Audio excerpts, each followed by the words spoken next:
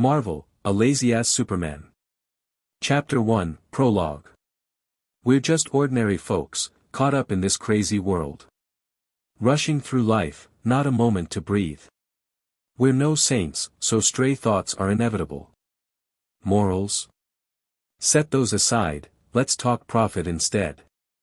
The off-key singing echoed inside a beat-up electric scooter. Not exactly musical, but not bad enough to scare off dogs, either. The driver bobbed his head to his own tune, cruising along under the pale glow of a flickering street lamp. Ever seen the city at 1 a.m.? He thought to himself. I see it every night after work. He figured this was it. Born to hustle, die as a cog in the machine. Just another anonymous worker bee grinding through life. Then, bam.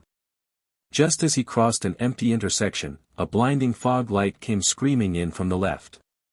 And with it, a bone-rattling blast of a truck horn, deep, guttural, like a bull's roar cranked up to 11.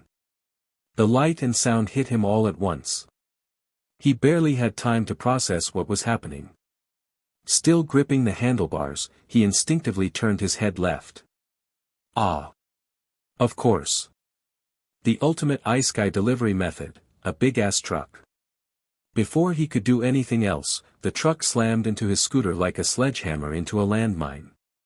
The battery beneath him detonated, sending up a burst of sparks and fire. The truck didn't stop. They were out in the industrial outskirts of the city, no cameras, no traffic, not even a decent dashcam in sight.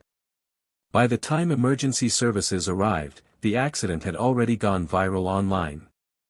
The fire was out. All that remained was a charred scooter frame on the side of the road. In the driver's seat, barely recognizable amid the soot and metal, was a single scorched mark, one last trace of a nameless man whose life had burned out without fanfare. The only one who noticed he was gone. His supervisor, furious that someone had skipped work for 3 straight days without handing over the project files.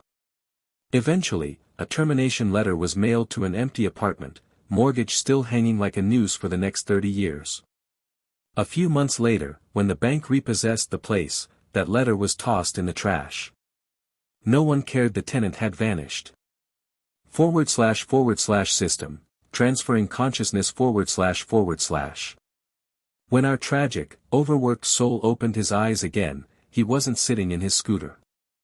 There were no headlights, no screeching trucks. In fact, he wasn't even sure there were windows anymore. He felt like he was strapped into some high-tech massage chair, padded tight from every direction. Directly in front of him was a curved, translucent panel, his only view of the outside world. He tried to turn his head, but it was difficult. His eyeballs worked fine, though. Limited field of vision, but enough to figure out he was sealed in a small, enclosed pod.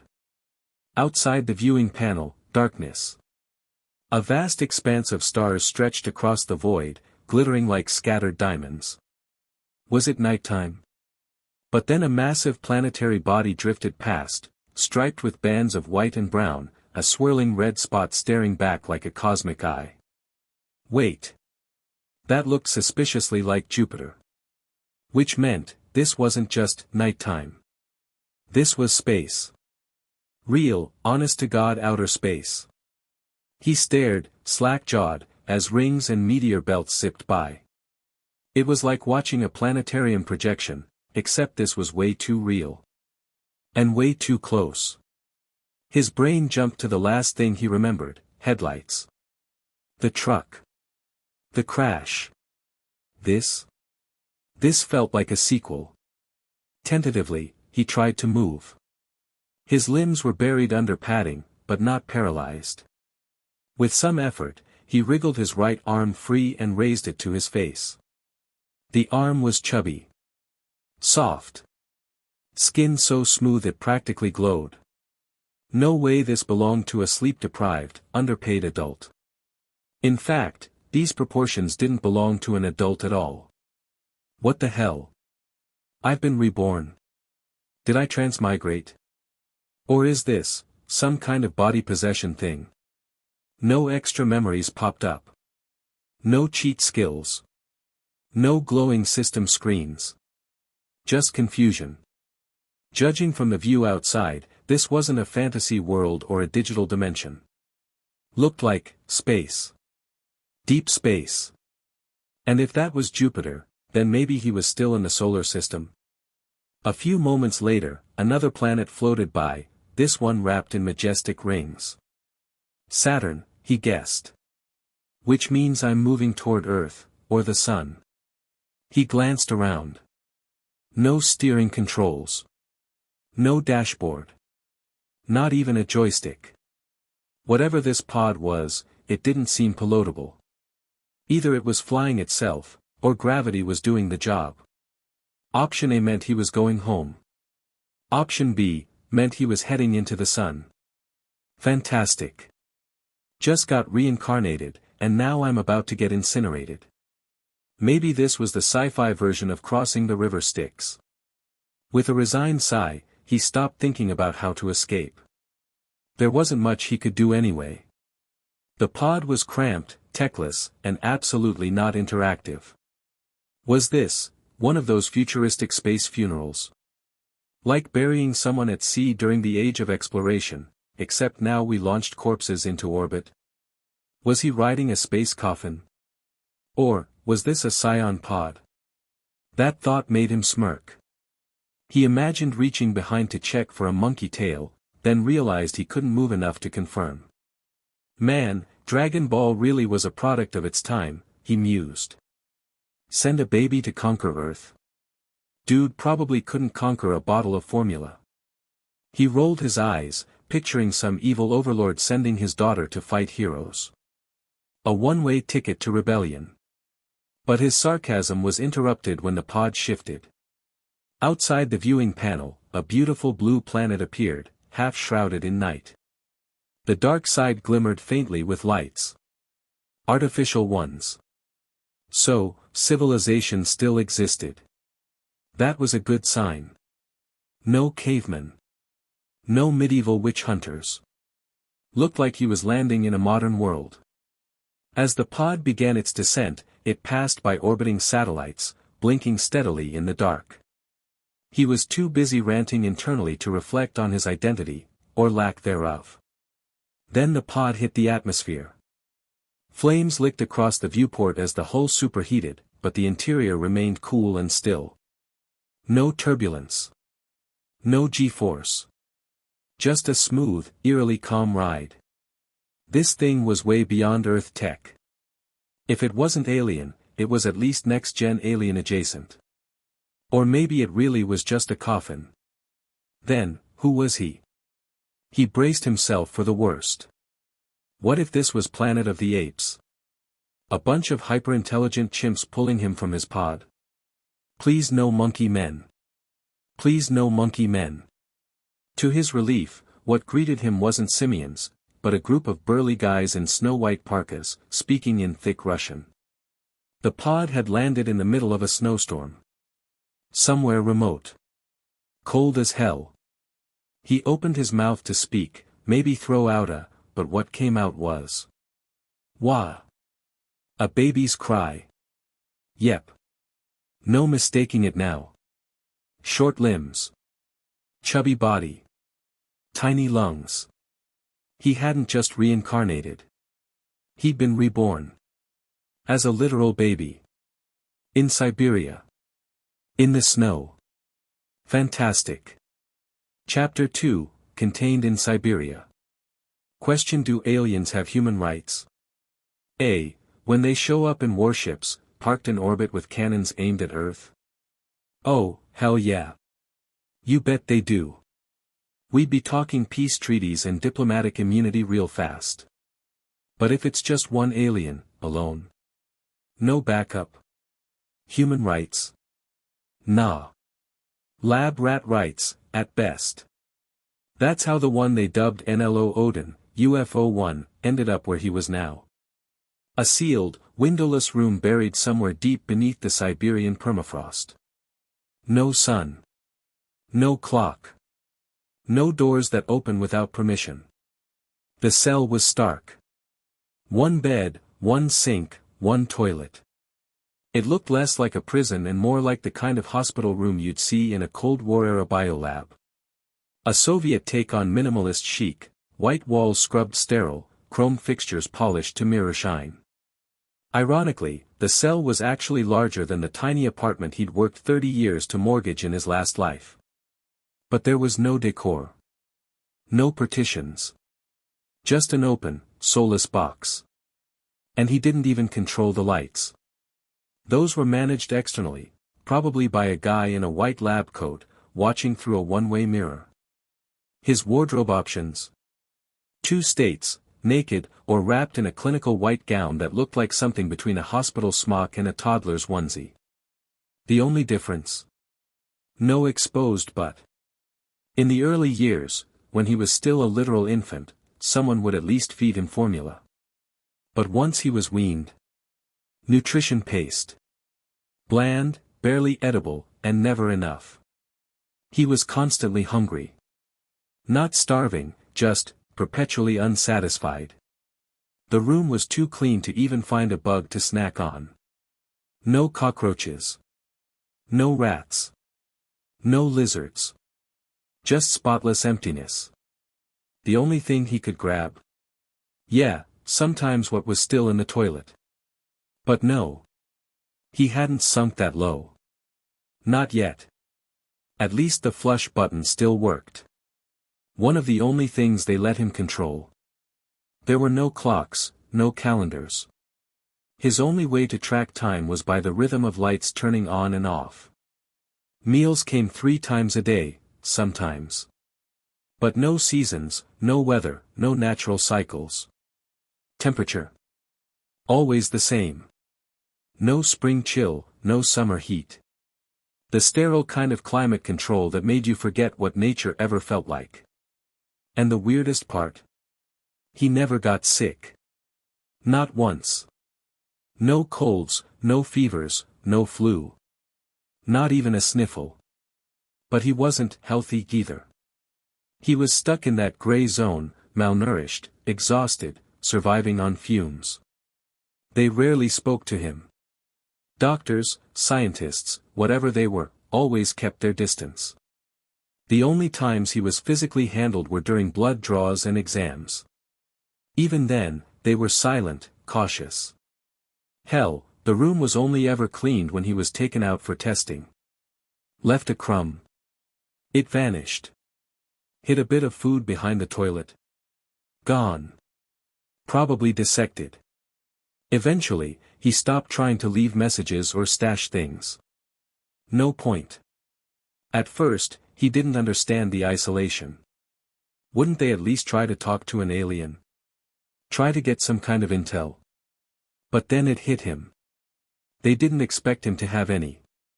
He'd landed as a baby. How much critical intel could a damn infant possibly know? What were they gonna ask? How does it feel to ride a spaceship while still in diapers? What's your planet's tech level?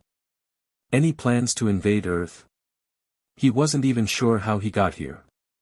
No memories. No knowledge. So really, the only things of value were his body, and the pod he came in. No wonder they treated him like he was radioactive. Anyone who came near him wore full hazmat suits. Even the guys in lab coats only observed him from behind thick glass. He'd once considered shouting something like, "I come in peace. I was raised under the red flag of socialism." Just to break the silence. But honestly, he wasn't even sure this was his Earth.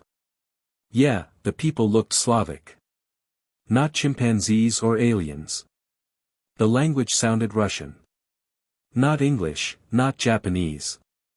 Definitely not German. But if he said something too familiar, too specific about Earth, they'd wonder, how the hell does the alien know that? And once that question pops up, yeah, that's how you end up on an autopsy table, regardless of your answers. He wasn't about to gamble on whether these guys would dissect him for fun. So he stayed quiet. He knew better. In this world, or any world, the only good alien is a dead alien. And the only way to stay alive was to play dumb, stay passive, and never challenged the system's cold, steel boot. No French revolutionary spirit here. He wasn't gonna rise up, break chains, and scream Liberté. He was a career desk jockey. A veteran of 996s-007 schedule, worked to the bone, paid in peanuts, emotionally numb. His dream of being adopted by a rich cougar never panned out. He just existed. Now. No games. No anime. No memes. No soda. No fried skewers or junk food. No phone. No music. No escape. He thought this was it. He'd grow up in isolation, poked and prodded until he died of old age in a sterile prison. But then something changed. The moment his body hit a certain stage of development, puberty, maybe, the white coats ramped things up. Hard. The first injuries were small, scratches, bruises. Controlled tests. Then came lacerations, punctures, burns. Electrocution. Blunt force trauma. Fractures. They broke his arm. Deliberately. Just to study bone regeneration. They weren't trying to torture him. Pain wasn't the point. Data was. They wanted to know how fast he healed. How strong his immune system was. How much voltage it took to knock him out. How much skin could burn before his vitals spiked. And it only got worse. The lab rat life had turned into something far more brutal. In his old life, his suffering was mental, stress, exhaustion, burnout. He thought that was hard.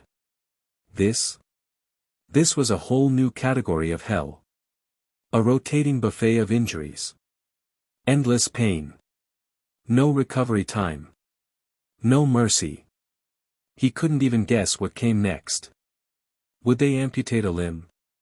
Remove an organ just to see what happened? Inject him with pathogens? Parasites? Eventually, he'd just be a specimen. A display. Maybe a few labeled slices in a freezer somewhere. And the worst part? He didn't even know which was harder, the years of isolation. Or this. At least Castaway had a volleyball. He didn't even have Wilson. If not for the memories in his head, movies, anime, stories, music, a lifetime of cultural clutter, he would have cracked long ago. Now, though. He was circling the drain. Mentally shot. Physically mangled. Hope. Gone. So this is what karma looked like. He worked himself to death in one life, got reborn in a cage in the next. He had no idea how long he'd been here. But he knew one thing, the end started when the lights stayed on.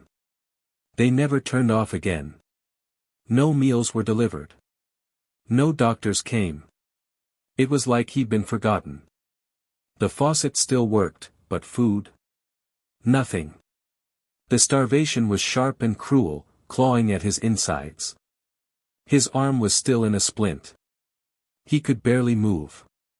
The lights weren't searing, but constant. Sleep became impossible. Exhaustion built up like poison. In a bitter twist, he found himself missing the experiments. The pain, the trauma, it had at least meant he was alive. That someone still cared enough to hurt him. Now. He was just, fading. He wanted to scream in his native tongue. Just kill me already. Give me a last meal, damn it. But even if there had been grass to chew or bark to scrape, this place had none of it. He was starving in a sterile box, with no way out. Eventually, he considered the unthinkable. Eat his own flesh. But there wasn't enough of him to go around. He couldn't even lift his arm, let alone bite into it. The last thing he felt was his body shutting down. Heart slowing. Breathing shallow. Vision dimming. No fanfare. No flashing lights. Just. I'm so hungry. And then. Darkness. Chapter 3, Director's Log. Top secret, research site 40120191, Siberia. Director, Pyotr Roslov. April 20, 1970. Several days ago, a meteor was reported crashing deep in the Siberian wilderness. Upon investigation by the local military garrison, the object was confirmed not to be a natural meteorite, but an artificial construct. A spacecraft.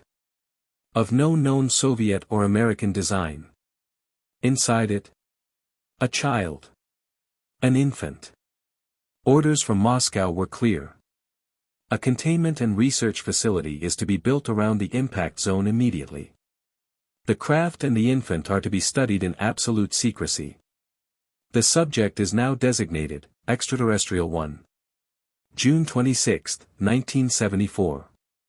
Some imbecile had the gall to suggest dissecting our only living specimen. What kind of idiot gets assigned to my facility?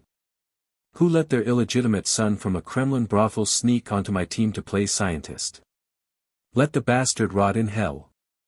He wants to blow our one lead on extraterrestrial biology before we even get results. He's either an American spy or a lunatic. I've filed a report to the KGB. I want his background scrubbed, his lineage sterilized, his family tree set on fire.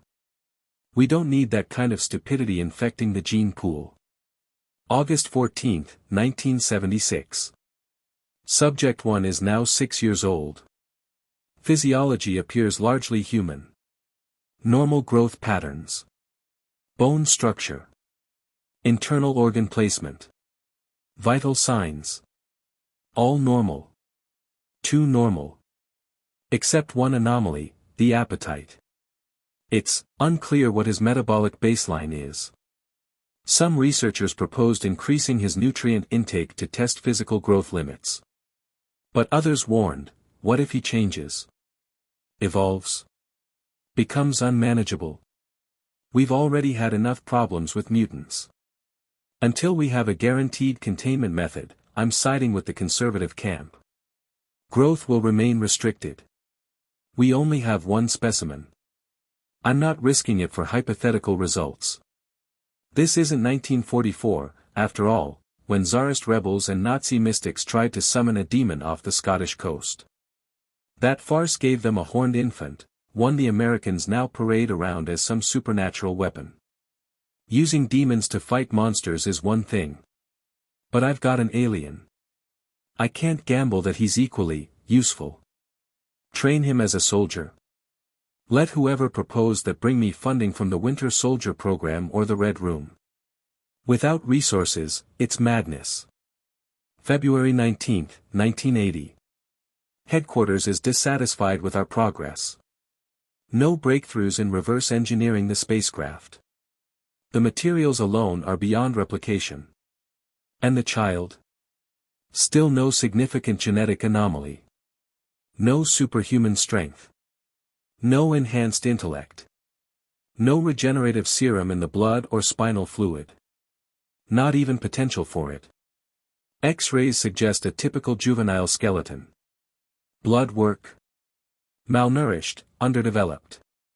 Without context, any doctor would diagnose him as a neglected orphan.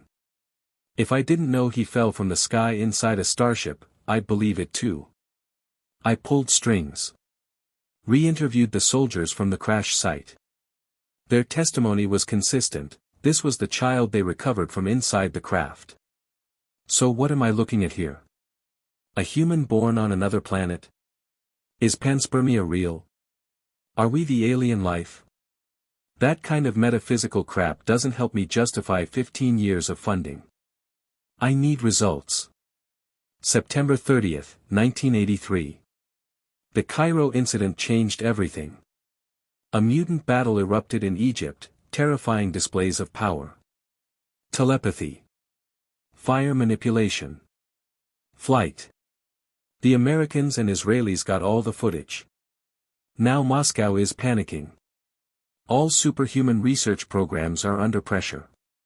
And our site? Labeled unproductive. What do they want from me? A spell to keep young forever by bathing in virgin blood? Maybe they'd like me to drain our specimen dry and see what happens. Idiots. If they're so eager to study bloodsuckers, they should take a trip to Transylvania. I still believe Subject 1 holds secrets. The resemblance to humans can't be coincidental. Maybe he is a step ahead of us in the evolutionary chain. But our tools are too crude. We need to go deeper: genetics, cellular structure. We may be missing the very data that matters. No species builds a ship capable of interstellar travel without first mastering its own biology. If his body is the key, not the craft, then we've been studying the wrong thing. I agreed to surrender the pod. It was a calculated compromise. Headquarters wanted it for military R&D, especially after the US announced their Strategic Defense Initiative in March. Let them tear it apart. Now that it's out of my hands, the budget cut didn't hit us as hard as I feared. What remains? I'll invest it all in Subject 1. December 8, 1986. Policy shifts. New leadership. New direction. On paper, it sounds promising. In practice, a death knell. Programs deemed unproductive are being shuttered. We're officially under review. The clock is ticking. The boys reached adolescence. I can no longer delay more extreme testing. The body must be pushed. Pain tolerance. Damage thresholds. Regeneration rate. Yes, the methods are unpleasant. But science requires sacrifice. I have no other choice. January 7, 1988. Economic instability is hitting everyone, even the Eastern Bloc. Budgets are shrinking. Rations that were once delivered are now sold to us. Prices are skyrocketing. If this continues, we'll be trading rubles for black bread and bandages. I've started pulling favors. Old comrades. Shadow networks. It's risky. But necessary. Because I'm finally seeing something. Subject 1 heals faster than normal humans. Not like a mutant, no instant regeneration, but still notable. Clean healing. Minimal scarring. Accelerated tissue recovery. His genome remains unreadable. Every known sequencing method fails. That's how I know he's not from Earth. Our tools simply can't decode him. The higher-ups don't care. They want results. Military applications. Super soldier serums. Weapons. Cloning programs. They talk about more winter soldiers, finishing the Foxfire initiative, as if any of that's simple. But I can't give up now. I'm so close. I can feel it. He's right there, on the edge of revealing everything. A goddess lifting her skirt, just a glimpse of something divine. All I need is one spark. One discovery. November 9, 1989. The wall is falling. East Germany is collapsing, and so is the illusion of stability. Even civilians now question the party's promises. The veil is lifting, and no one seems to know what to do. I'm not a politician. I'm a scientist. But someone has clearly made a mistake along the way. I pray someone with vision takes the reins, soon. I can't afford distractions. I'm on the verge of something monumental. August 1, 1990. Damn it. Damn them all. I've been told the KGB is watching me. Me. A loyal son of the revolution. Every test, every scar, every sleepless night, it was for the glory of our nation. And now I'm the liability. There's talk of restructuring. Of cleaning house. No. I won't run. This place is my life's work. I will not abandon it. Not when I'm this close. August 1, 1990. That was the final entry. The director's log ends there. Chapter 4, The Explorers. Summer in Siberia could hit over 30 degrees Celsius, if you were lucky enough to be in the southern parts. But up in the Arctic Circle, it was still cold enough to require winter gear just to walk outside without freezing your teeth off. Still, for locals used to it, a long-sleeved shirt and jeans were enough. A group of young men, home from the city, were trekking through the ruins of a recently abandoned research base, one buried deep in the northern frost. The site wasn't particularly large. After about an hour of cautious exploration, they'd pretty much covered the whole place. Whoever evacuated hadn't taken much with them. Teapots, cups, a gas stove, lamps, desk lights, even searchlights. Clearly, they'd only taken the essentials and left the rest behind. But to these boys, from a supply-starved village in the Arctic Circle, this was a gold mine. In the Red Empire, those things might be scraps. But here, they were treasure. Wooden filing cabinets, metal lockers, kitchen cupboards, stuff like that could be put to real use. The sturdier pieces could replace the rickety furniture back home. The weaker ones? Firewood for winter. There were even a few rifles lying around, and an old jeep that wouldn't start. The jackpot? A storage room filled with food. It wasn't overflowing, but still, flour, canned goods, dried supplies. Half a warehouse was nothing to sneeze at. And the place still had power and heating.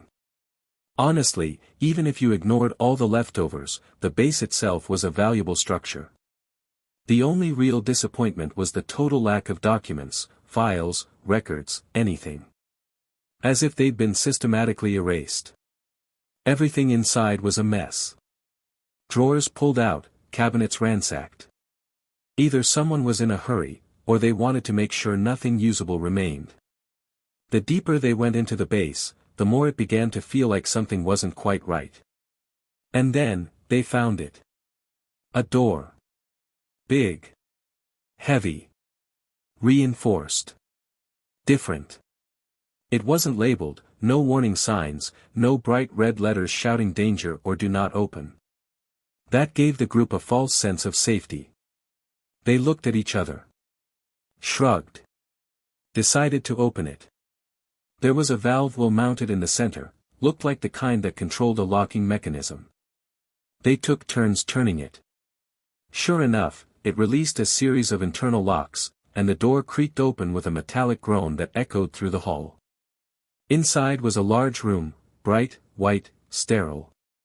Not a shadow to be seen. The steel toilet and sink were cold gray and polished to a shine. But in the middle of the room, was something else. Someone. A figure lay collapsed on the floor. Wait, is that a person? Is he dead? Who the hell is that? Questions tumbled out of their mouths like a burst dam. No one had answers. The tension rose like steam in a sealed room. This place was supposed to be abandoned. Empty. Dead. But here was a body. Finally, one of them mustered enough courage to step forward. He crouched down, eyeing the figure on the ground. Male. Long limbs. Gaunt, emaciated, almost skeletal. His skin was deathly pale. Hair shaved down to a patchy black fuzz. His eyes had rolled back. Only the whites were showing. No rise or fall of the chest. No obvious signs of life. The boy touched the body's nostrils. Then the side of the neck. Nothing. He shook his head. Dead. Do we, just leave him here? Someone asked. The others grimaced. I was thinking we could turn this place into a hangout, one said. Not with a corpse lying around. Eventually, the boldest one in the group spoke up. Come on. Help me carry him out. We'll bury him somewhere. Properly. None of them were particularly sentimental. But burying the dead was still practical. Efficient. Cremation would require too much fuel. Building a coffin or a mausoleum? Way too much effort. A shallow grave was faster, easier, cleaner. It wasn't about respect. It was about avoiding rot, stench, and disease. Besides, in a world where people whispered about mutants, vampires, werewolves, even zombies, a corpse was honestly the least scary thing you could stumble on. Just as long as it didn't get up. They moved quickly. 2 grabbed the arms, 2 grabbed the legs, and the last pair steadied the torso. 6 young men, lifting one emaciated body. He was heavier than he looked. Maybe from dehydration. Or maybe it was dead weight, literally. Either way, they were panting by the time they reached the surface. And none of them noticed the subtle change that began the moment the body hit sunlight. Up here, in Siberia's brief summer, the sun was a rare luxury. Warm. Precious. So the boys didn't avoid it. They marched straight across the compound, aiming for the woods beyond. The above-ground portion of the base had been disguised to look like a regular village. Satellite surveillance, aerial flyovers, they would have seen nothing but a small rural settlement. Even the vehicles used during the site's operational years had been civilian-grade. Nothing military. Nothing suspicious. Like any proper village, it had a small church. And beside it, a tiny cemetery. The boys figured it was as good a spot as any. Whoever this guy was, burying him in the fake graveyard of a fake village built on a fake research base somehow felt poetic.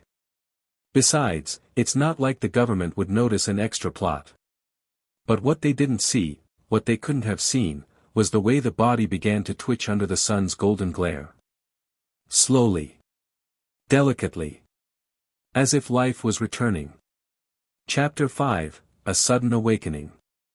Somewhere deep in his cells, buried within strands of DNA that defied human understanding, a dormant sequence flickered to life. Bathed in the golden light of Earth's yellow sun, that mysterious genetic code began to work. It didn't just revive him. It set him on fire, from the inside out. Imagine pouring ice water into boiling oil. The explosion, the chaos, the agony. That's what his body went through as the solar radiation was absorbed, converted, and redistributed, flooding every inch of his broken, starved frame. But this wasn't just a simple boost in strength. The energy tore him apart and rebuilt him at a cellular level. Every nerve, every fiber, every fragile corner of his senses was yanked into overdrive. A breeze brushed his skin, and it felt like a battering ram. Wind became a weapon, slamming into his hypersensitized nerves, reverberating through his organs, his bones. His ribs cracked. His liver spasmed. Then healed. Fast. And when it healed, it came back stronger. It was a brutal cycle, pain and repair, destruction and renewal. Over and over. A process of violent rebirth. Even frequencies beyond human hearing, ultrasound, infrasound, began hammering at his ears like jackhammers. Every faint vibration amplified to unbearable levels. His eardrums screamed, then adapted. Nerves rewired. Senses expanded. Smell, sight, touch, pain. All surged to incomprehensible acuity. And the brain? It had to keep up. His neurons fired like wildfire. Synaptic pathways overloaded and restructured. His mind was evolving just to process the torrent of raw sensory data. The truth is, no body, no matter how strong, could handle such input without adapting. A human frame would crumble. You don't slap an F1 engine into a bamboo go-kart and expect it to drive straight. It would tear itself apart. But his body didn't tear apart. It changed. Hardened. Adjusted. Each reinforced cell brought with it new potential, capabilities he didn't yet understand. His frame was becoming more than human. Something faster. Something stronger. If this transformation had been gradual, maybe it wouldn't have hurt so damn much. But this was instantaneous. Brutal. Like a system update downloaded with a sledgehammer. And worst of all, his brain hadn't caught up. The hardware was evolving, sure, but the software. Still running on factory settings. His thoughts were still his own. Still human. Still slow. It was like trying to run a next-gen game on a Windows 95 rig. The power was there, but the interface was busted. Glitched. The data flooding in had no filters. Signals crossed. Sensory wires misfired. Vision bled into sound. Smell tripped memories. Emotions crashed against instinct. He couldn't think. Couldn't focus. His brain was just another victim of the chaos. Fortunately, his body knew what to do, even if he didn't. Muscle memory. Survival instinct. Reflex. The corpse wasn't a corpse anymore. It just hadn't told anyone yet. The switch flipped when the young men finally reached the cemetery. They dropped him unceremoniously onto the ground, joking about where to dig the hole. That drop. That final jolt. To him, it was like setting off a bomb beside his ear. And that did it. The dead man shot upright with a scream that shattered the quiet. The boys screamed back, except theirs were the screams of terror. The kind that made grown men piss themselves. Zombies were the worst-case scenario. You could shoot a vampire. Run from a werewolf. Bargain with a witch. But a corpse that just got up. Nobody knew how to kill something that had already died once. Get the shovel. Shoot it. Run. But before they could even decide on a plan, the resurrected man bolted, so fast he left a gust of wind in his wake. He wasn't running from them. He was running toward something.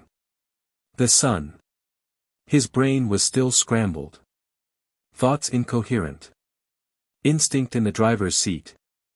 But the light, warm, golden, alive, called to him. Like a starving man chasing the scent of bread. Like a drowning man clawing toward the surface. He didn't run through shadows. He avoided them without even realizing it. His route curved with the light, not because of strategy, but because his body refused anything that would dim his fuel source. He didn't smash through trees. Didn't crack boulders in his path. He didn't need to. He was gone before the air even realized he'd passed through it. And by the time he reached the edge of the land, the very brink where soil turned to sea, his hospital gown was long gone. Torn to ribbons by air friction. He didn't stop. He leapt. Off the cliff. Into the ocean. He hit the water like a missile. No hesitation. No splash. Just velocity. The shockwave split the waves like a sonic boom.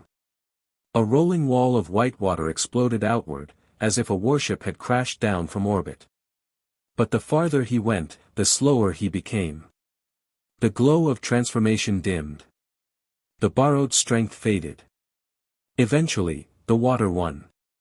He drifted. Floated. And finally, collapsed on a frozen beach, cold and breathless, half submerged in icy surf. Alive. But only barely. Chapter 6, Rescue. What does it feel like to wake up from hunger? Like someone clamped a wrench onto your gut and twisted. Over. And over. Until it felt like your insides were being wrung dry.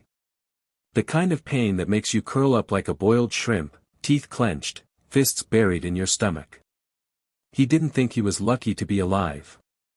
He didn't think anything, really, except that everything hurt, and he was definitely not dead. New bedding. New air. A ceiling that wasn't metal.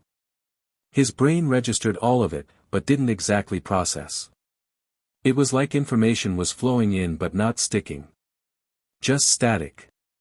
Welcome back, stranger. The voice was old. Gravelly.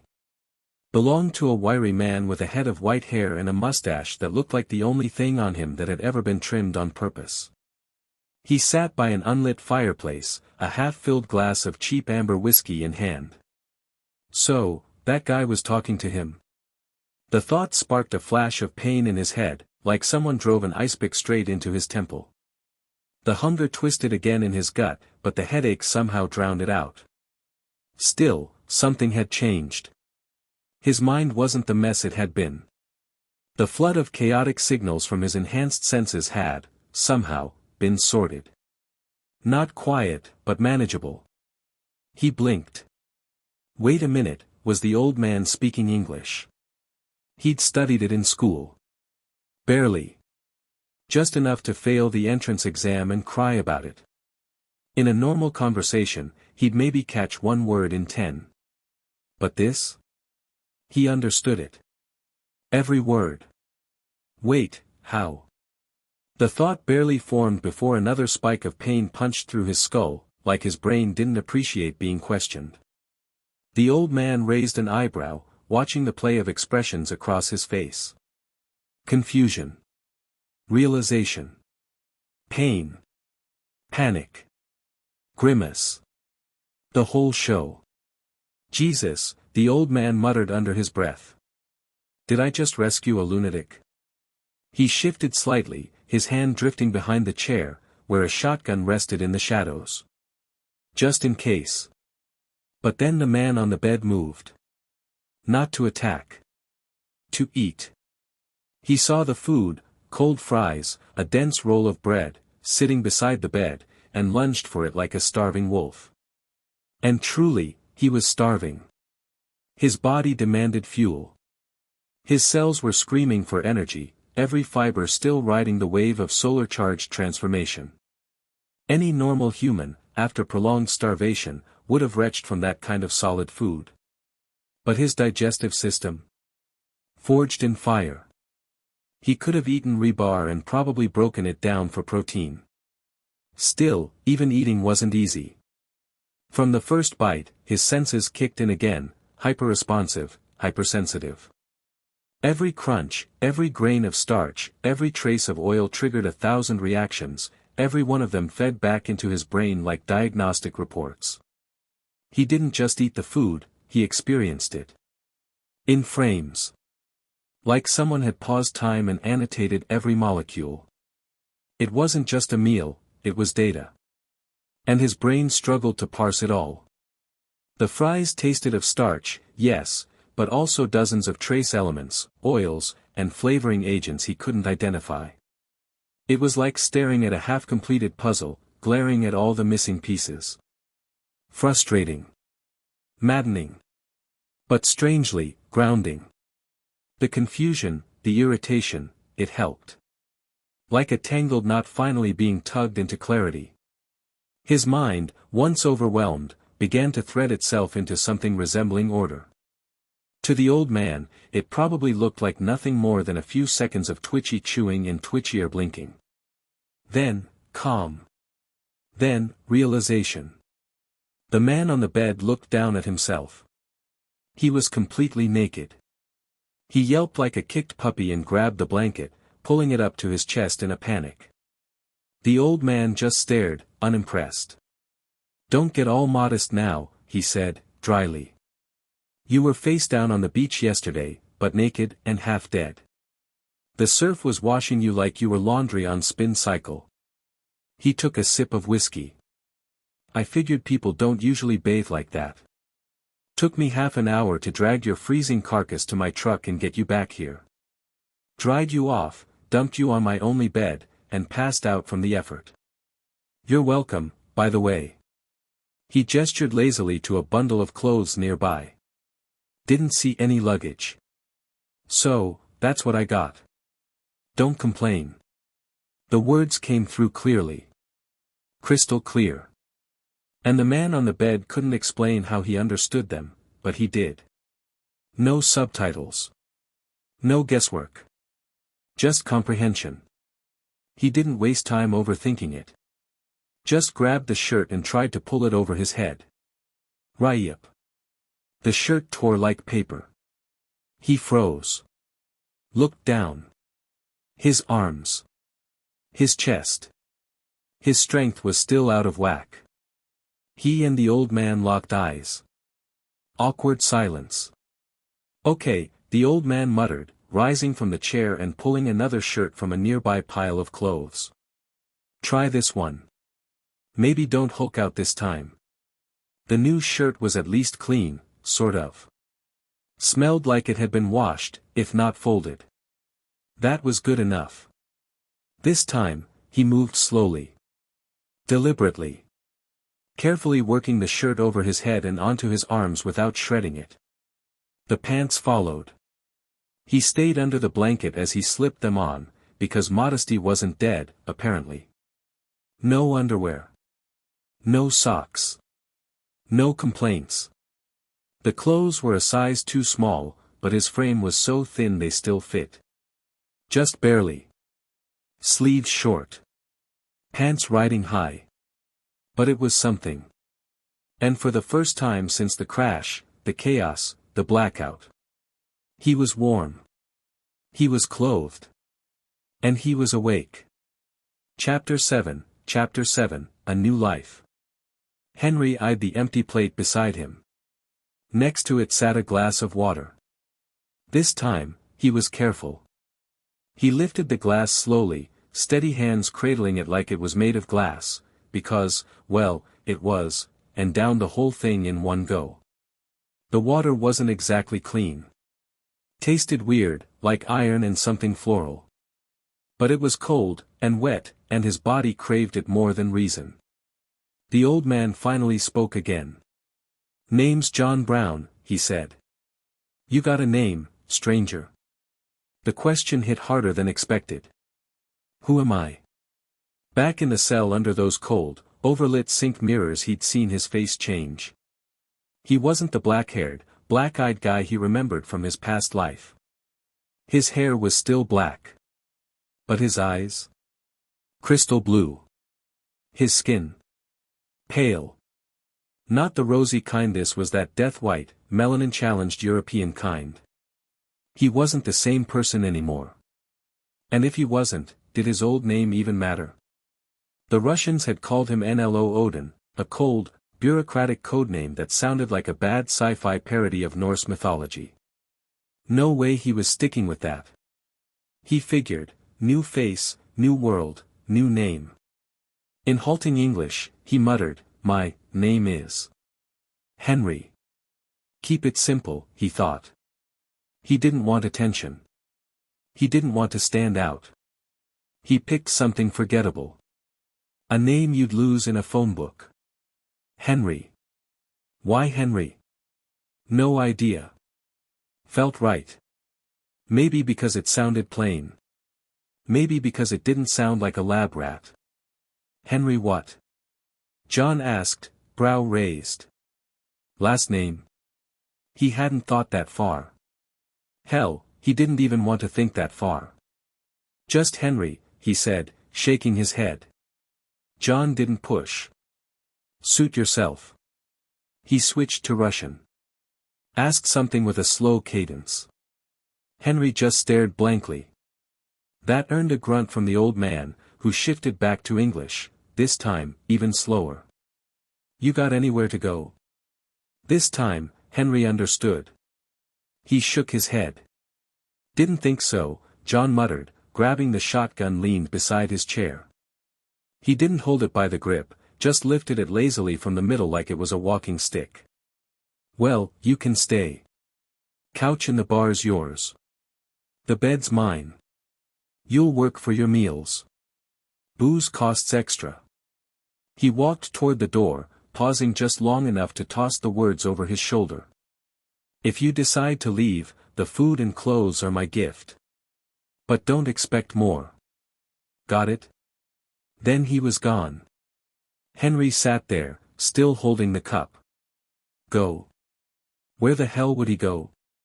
Even if he somehow made it back to his old country, if that country even existed in this version of Earth, he didn't have his face, his ID, or his name.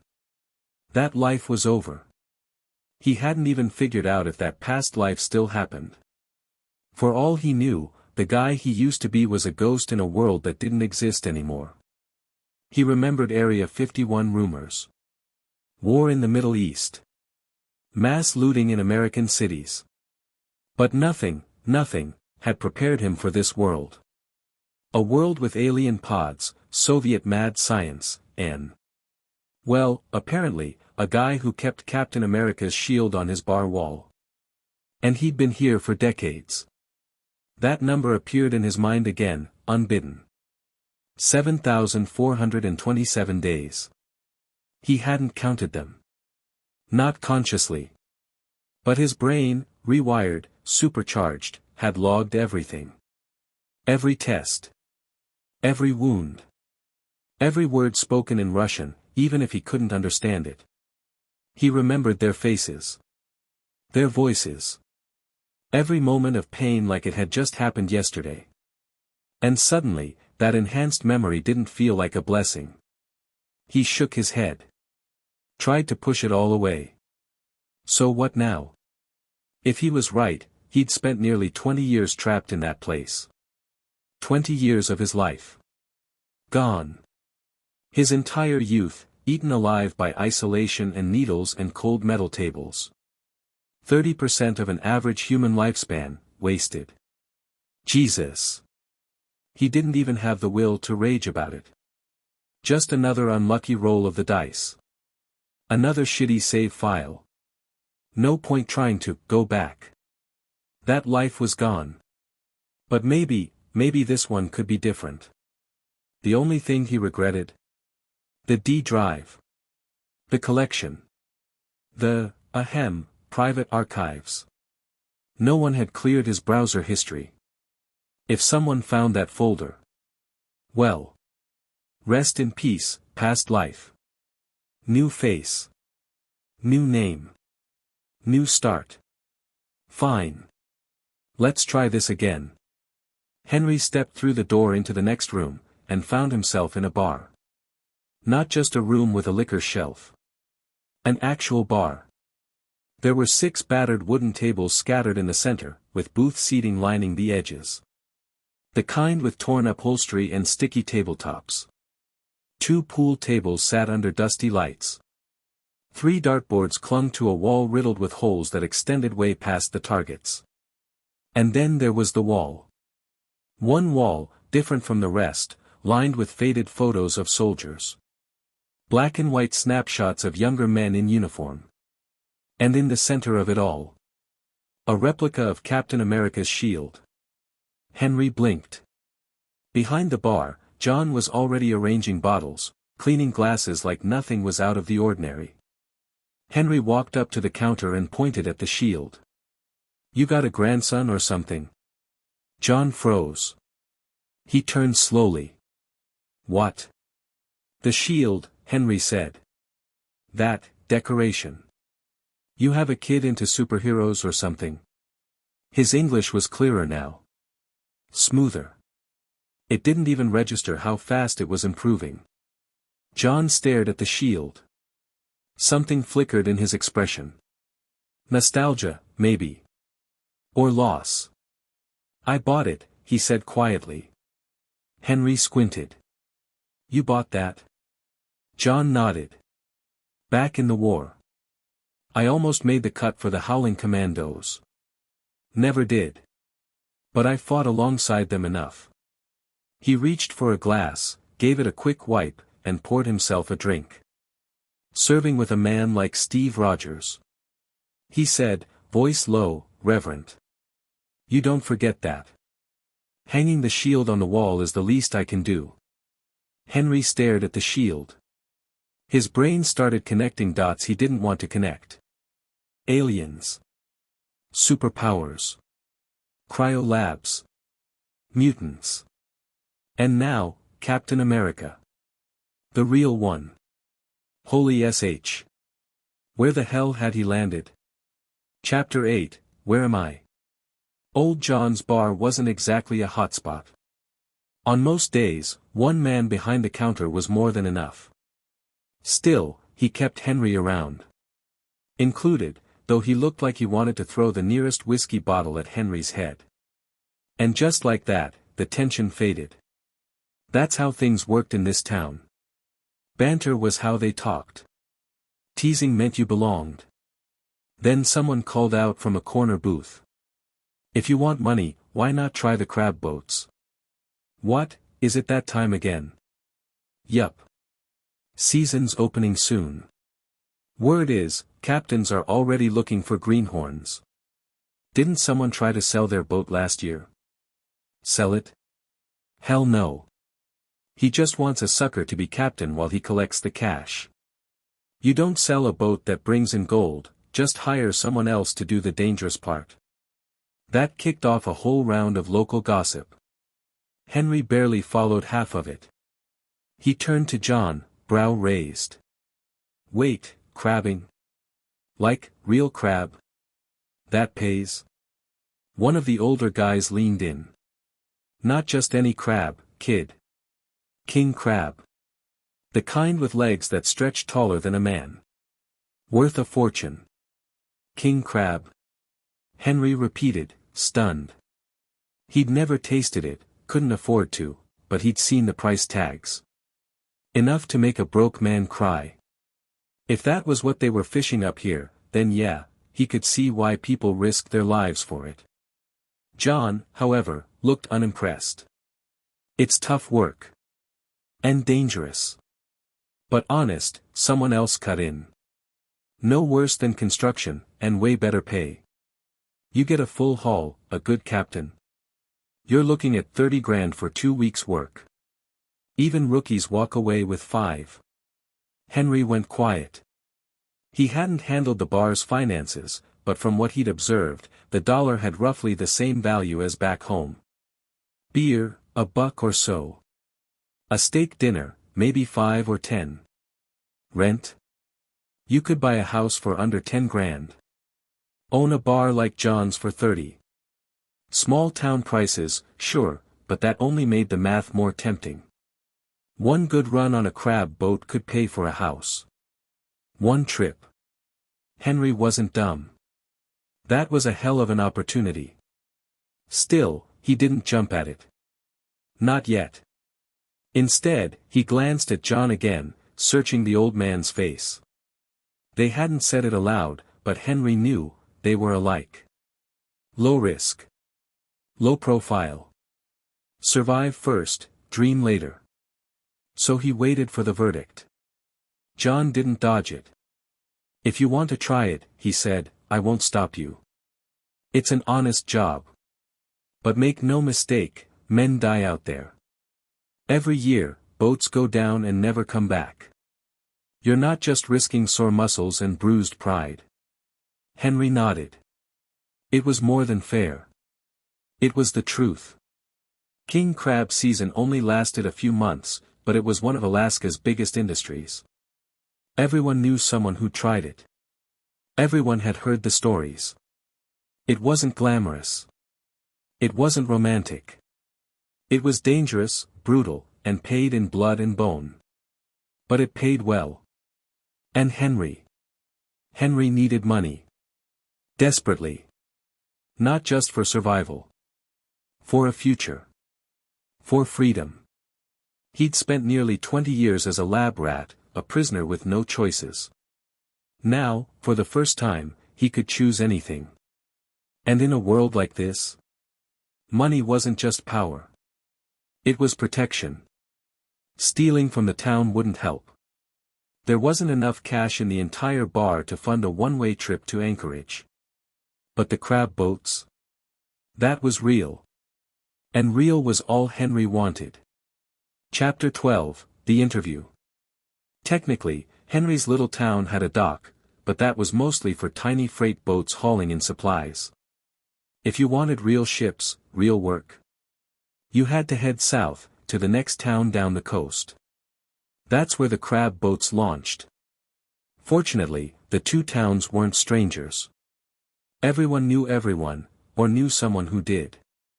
So when Henry said he was serious about getting on a crab boat, the local old-timers made a few calls. Put in a word. Passed his name along. Old John even drove him there himself. John took the driver's seat. Riding shotgun was the Pole, a grizzled old fisherman who used to run with one of the local captains. Henry. He rode in the truck bed, bundled in an oversized coat, soaking in what little sunlight October had to offer. Technically, it was fall. In Alaska. It felt like winter had already arrived. But Henry didn't mind. The chill air didn't bite as sharply as it used to. Not anymore. If anything, he welcomed the sun. Just sitting there, arms folded and face tilted upward, he felt charged. He wasn't stupid enough to sunbathe like a lunatic in front of everyone, just in case his Kryptonian theory turned out to be true, but that didn't mean he didn't enjoy it. And riding in the back like this? It felt familiar.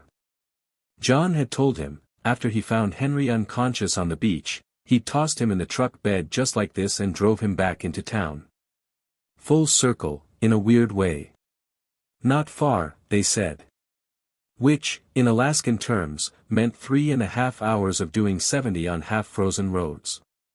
Henry now understood that close meant something very different up here. Maybe it was measured in dinosaur spinal cord lengths or some other impossible metric. When they finally pulled into the harbor town, Henry caught his first real glimpse of what crab season looked like. The docks were alive with noise and motion, grizzled men hauling gear, welding equipment humming, crates being loaded, ropes coiled and uncoiled with practiced speed. Boats lined the wharf in long rows, hulls stained by rust and salt.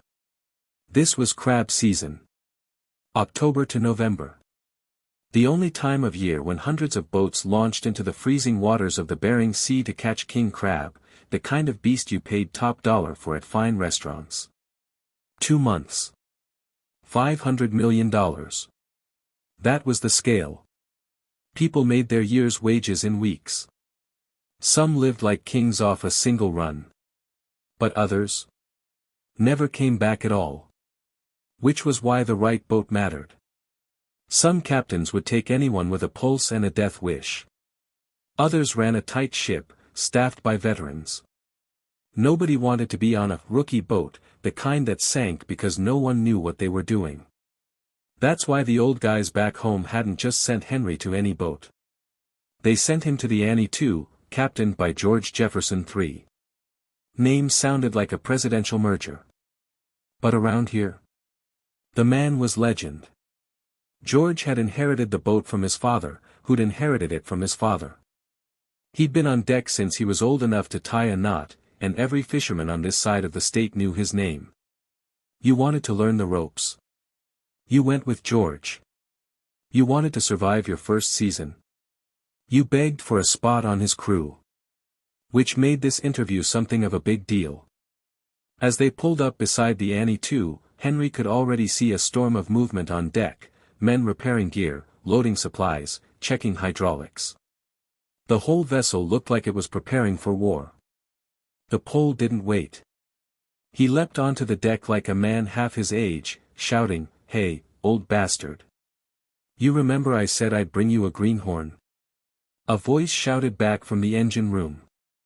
Moments later, a mountain of a man emerged, shirtless despite the cold, wiping grease from his hands. George Jefferson III looked like he'd been carved out of ship steel. His frame was all bulk and calluses, not gym-built muscle, but the kind that came from decades of hauling rope and slamming steel.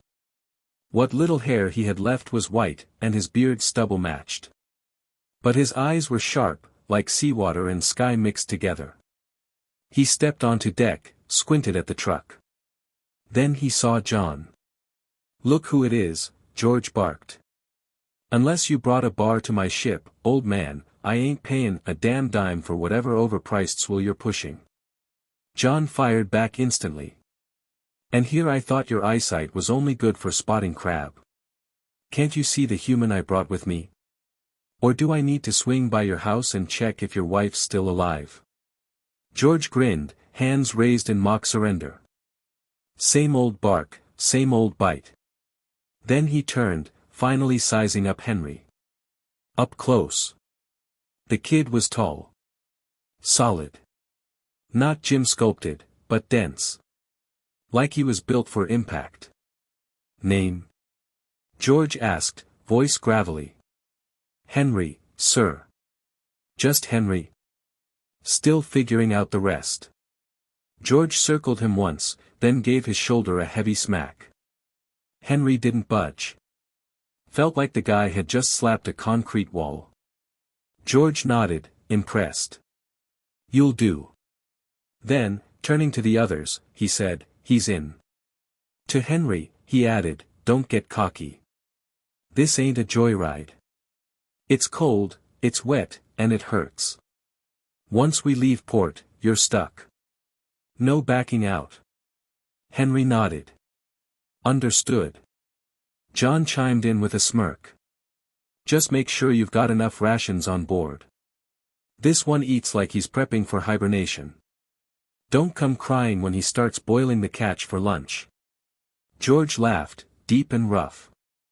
Long as he doesn't puke it back up midstorm, we'll be fine. Chapter 13, Life as a Greenhorn. On the Annie II, nobody called him Henry. From day one, the crew followed Captain George's lead and gave him a new name, Greenie. Short for Greenhorn. New guy. Rookie. Or in plainer terms, the guy who knows nothing and has to earn everything. There's an old saying. Old hands give orders, mid-timers wait their turn, greenhorns shut up and survive. And on this boat, Henry was the greenest of them all. The other men, even the least experienced, had sailed with George last season. Henry didn't even know how to tie a proper knot when he came aboard.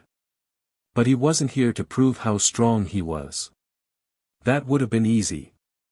Too easy. Sure, he could lift a steel crab pot one-handed or crush a frozen latch without blinking, but why? To make people suspicious. Draw attention. If he wanted an easy life, he would have stayed back in the bar. This was the real world. And here, respect had to be earned. Captain George didn't tolerate hazing, but he didn't coddle either. That first day, during the calm sail toward the Bering Sea, was the last moment of peace anyone would get. After that, it was hell on water. 21-hour workdays. That was the average. And no, that didn't mean a straight 3-hour break to sleep. Those 3 hours, scattered across the day in 5 or 10-minute slices. Maybe an hour and change, if you were lucky. Work ran in shifts, 2 or 3 hours per rotation, with tiny breathers in between. Enough time to piss, wolf down cold food, and collapse on whatever flat surface you could find. Lunch and dinner. Those were the only 2 real breaks, maybe 20, 30 minutes tops. If the cook was feeling generous, you got hot stew. Otherwise, crackers, jerky, and hope. The work? Brutal. Dangerous. Non-stop.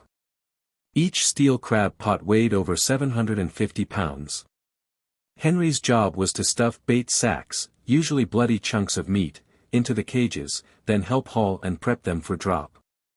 And once a pot hit the water, no break. Because there wasn't just one pot. There were dozens. As soon as one dropped, it was time to winch up the next. Rinse, repeat, reset the bait, and send it back into the freezing black below. Then came the ice. The sea spray didn't just soak the deck, it froze on contact.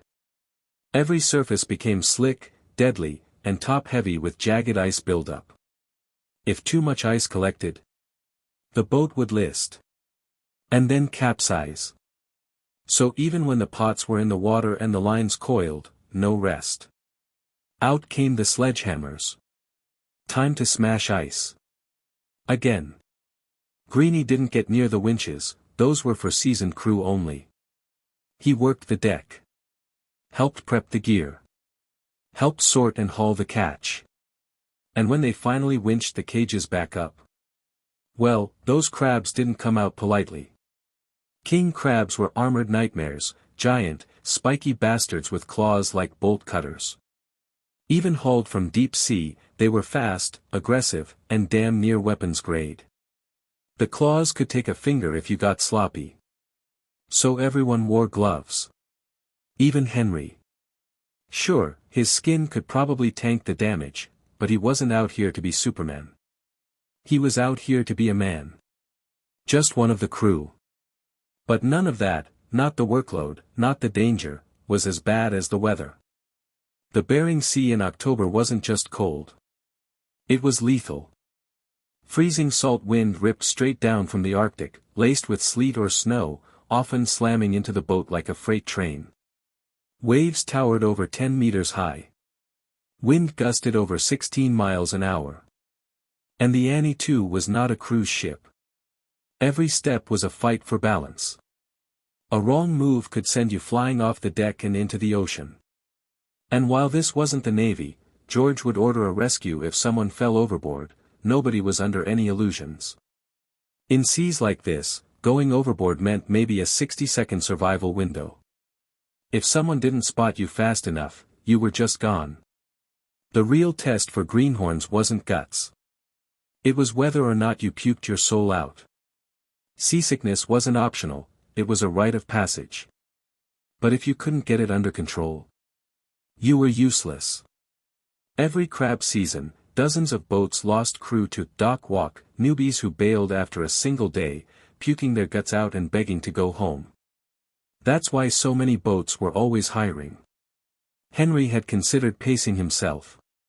Taking it easy. Saving energy. Then he lived through one full shift. Between the ice, the crabs, the constant movement, and the hellish cold, he got it. Nobody here worked slow because it was a choice. You worked fast because the faster you worked, the sooner you went home. Every hour on deck was gambling with death. Better to be done in 5 days than risk dying on day 9. That's why a good captain was everything. And George? George knew the sea. He couldn't see the crabs on sonar, but he knew how to find them. Years of instinct. Gut feeling. Maybe luck, too. When he dropped the first set of pots, they came up full. Again and again. With a lesser captain, you'd be out there for 2 weeks praying for a half-load. With George? 5 days in, they were halfway to full. And Greenie? The crew loved him. Sure, he didn't know a damn thing at first. But once he learned something, he never had to be told twice. No ego. No whining. No slacking. He took orders, worked fast, asked smart questions, and never, ever complained. When he made a mistake, he fixed it. Fast. Hell, even the old hands were impressed. And best of all, he wasn't trying to show off. No posturing. No macho bullshit. No, look what I can lift, nonsense. Just a guy doing his job, better and better, every shift. 5 days in, he was already helping with advanced tasks. Only thing he hadn't touched was the helm. But everything else? From gear maintenance to crab sorting. He was in the rotation. And no one had a bad word to say about him. Chapter 14, The Incident. Rough seas weren't just an inconvenience, they were the #1 cause of accidents aboard a crab boat. It didn't matter how experienced the crew was. On the Bering Sea, all it took was one rogue wave to throw everything and everyone off balance. Even with Captain George at the helm, even with every deckhand running at full alert, chaos had a way of crashing in without warning. Out here, you looked out for your crewmates. That wasn't a suggestion, it was survival. No one on the Annie II operated with the mindset of every man for himself. The unspoken rule of the ocean was simple. Out here, you've got each other or you've got nothing. That kind of mutual reliance had a way of getting under your skin. And while Henry worked hard to keep his powers on the down low, the truth was, the longer he stayed aboard, the harder it was to stay detached. Sometimes, a helping hand was just a reflex. As long as he didn't overdo it, no ridiculous feats of strength, no obvious impossibilities he could pass. Mostly. But then came the moment where instinct nearly blew his cover. They were mid-haul pulling in another full crab pot from the icy black deep and spirits were high. After several disappointing drops, Captain George had finally hit the jackpot. Pot after pot was coming up brimming with writhing, spiked king crabs. A few more like this, and they'd be headed home. Fast. One of the younger deckhands freshly promoted from his own greenie status this season was guiding the pot in with the tether line, helping swing it in toward the deck. That's when the wave hit. Not a towering monster.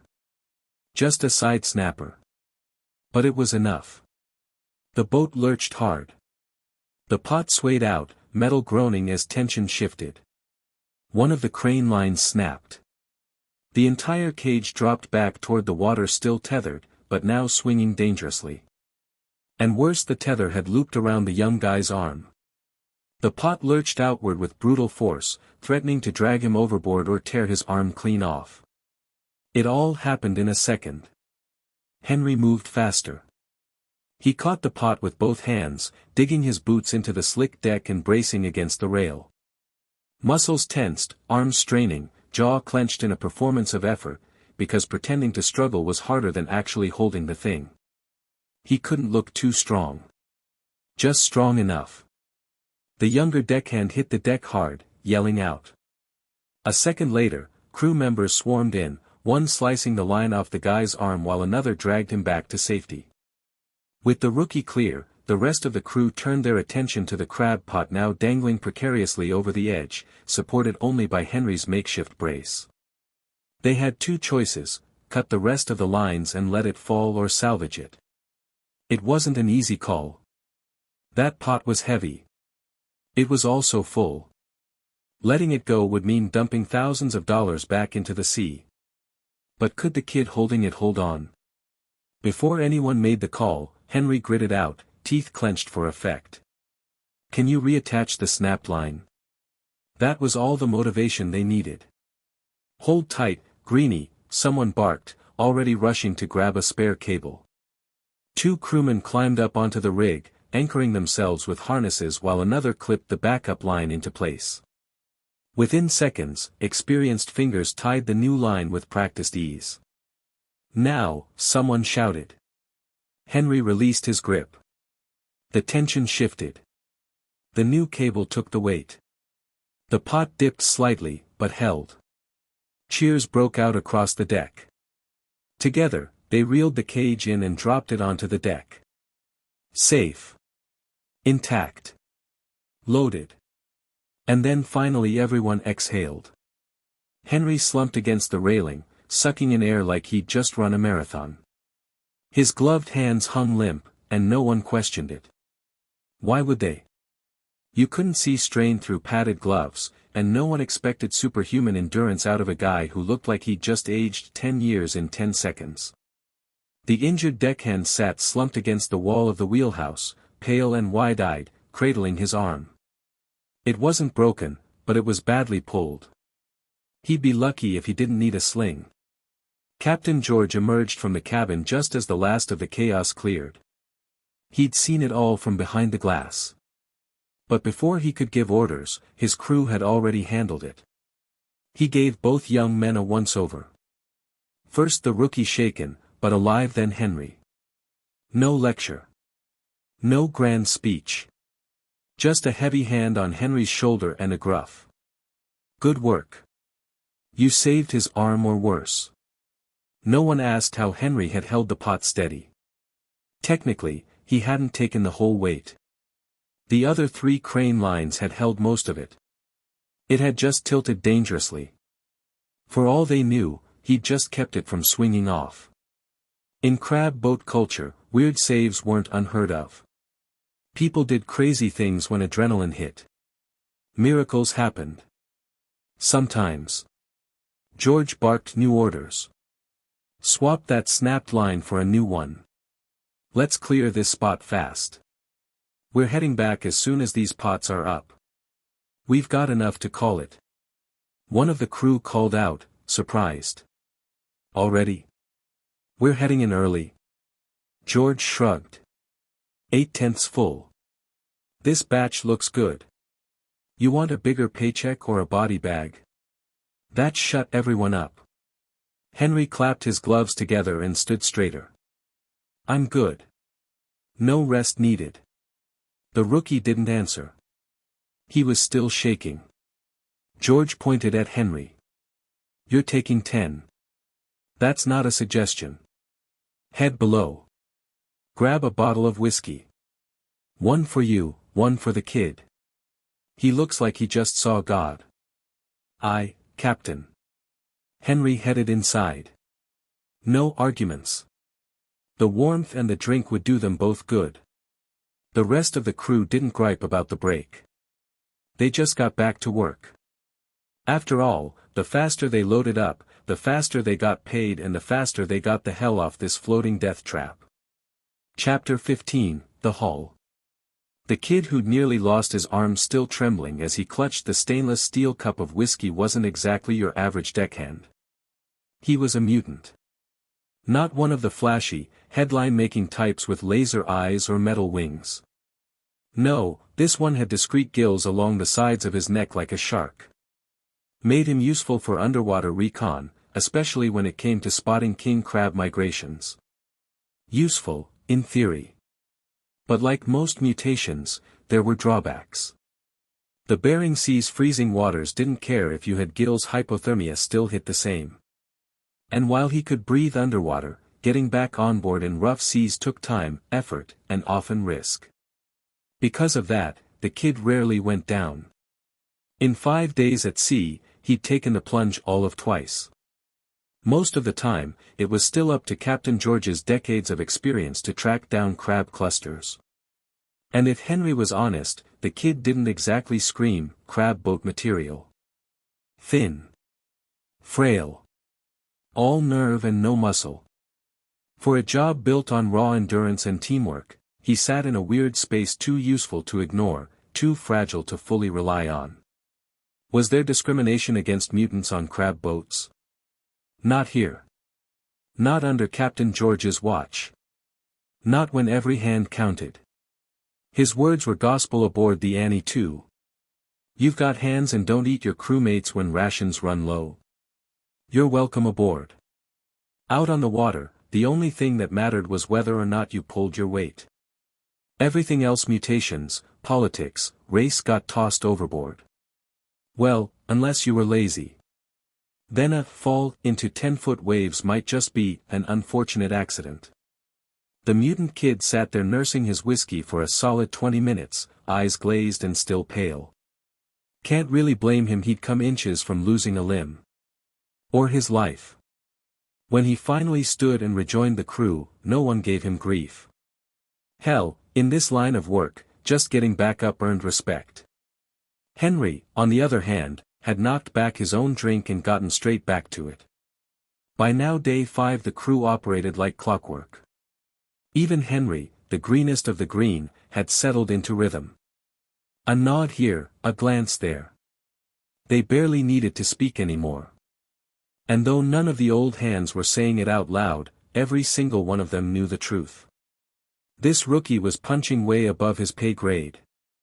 By sunrise on day 6, the Annie II was headed back to port. They hadn't even cleared the last crab bed. The hold was just too damn full. Packed to the brim with writhing, oversized crustaceans. At that point, staying out any longer was just asking for trouble. Docking meant more than just tying off. The crew still had to unload the crabs, pack them in ice, weigh them, and prep them for sale. The harbor wasn't some slick, high-end auction block like in the big cities, but it had its own rugged system. Buyers from fisheries were already waiting, guys with clipboards, checkbooks, and cold eyes. They scoped out the first few crates, gauged size and quality, then placed their bids on the whole haul. Whoever won the bid would write a check on the spot payable to the captain, or in this case, to Captain and owner George. Then came the payout. Most of the crew were on fixed contracts. A few of the more senior guys had profit shares, getting bonuses tied to how big the haul was. If the captain and the ship's haul were solid, everyone got paid real money. Henry was, naturally, the last in line to get his paycheck. The others left the captain's small office with wide grins and folded checks, already tossing around plans for bar crawls and weekend benders. Even the mutant kid was bouncing on his heels, flicking his check like it was a winning lottery ticket. "Drinks on me tonight," he shouted, high on adrenaline and the smell of shore. When it was finally Henry's turn, he glanced down at his check and froze. "Captain, you sure this isn't a mistake?" George didn't even look up. "No mistake, kid. But this is way more than the rate you quoted me." "Yeah," George said, setting down his pen and leaning back in his chair. "I checked that freight hoist line myself. It was a maintenance screw-up. My screw-up. I should have caught it before we left port. You saved that kid's arm and saved me from an insurance claim. That extra cash. Consider it hush money from the universe." Across the room, the mutant kid's ears perked up. "Wait, I could have gotten insurance money." He was immediately rewarded with a sharp smack to the back of the head from one of the veteran deckhands. "You want a check or your arm, dipshit?" The kid glanced down at his still attached limb and cradled it sheepishly. "Arm's great. Never better." Henry chuckled and tucked the check into his coat pocket. "Thanks, boss." He'd already peeked at everyone else's amounts, one of the perks of having supervision. Even with the bonus, he'd still earned the least. Same as the mutant kid. But for a rookie, it was more than fair. Actually, it was generous. With checks in hand, the mood turned rowdy. Plans were made. Bars were chosen. And a few of the older guys just wanted to sleep for 3 days straight and pretend their backs didn't hurt. Captain George didn't join the party. Once docked, he was back to his usual no-nonsense self. But when he noticed Henry still hanging around the dock, he paused. "You need a ride?" Henry nodded. "If it's not trouble. Thought I'd head back to John's bar. Maybe hit the bank on the way." George jerked a thumb toward his truck. "Hop in. I'll get you there." Henry hesitated. Then asked, "Captain, will there be another run?" George gave him a sidelong glance. "You asking for a spot?" "I want back in. I want to work." Most people ran from the crab boat life the minute their feet hit dry land. Henry. He wanted another ticket back. It wasn't just about the money, though the money helped. It was the feeling. The rhythm. The focus. The clean weight of exhaustion, earned. And yeah, the sunlight helped too. His body drank it in like fuel, burning away fatigue as if it never existed. Captain George studied him for a beat. "You're serious?" "Dead serious." "Good." George smiled faintly, like he'd expected as much. "I'll keep your bunk warm." Chapter 16, Patching the Paperwork. Captain George wasn't surprised in the slightest by Henry's question. Some guys joined a crab boat for one trip and ran screaming back to land the moment they touched dry ground. Others? They stuck with it.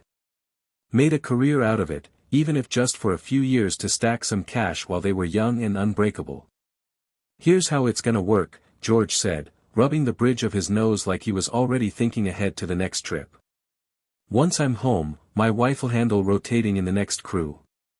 The Annie too will rest one day in port for refueling and maintenance, then she's heading back out." He gave Henry a measuring look. "I don't know how long they'll be gone. Could be a week, maybe more. If you still want to come with my crew, best bet is to show up here in about 7 days and check in. Pays the same as this run and no more rookie discount.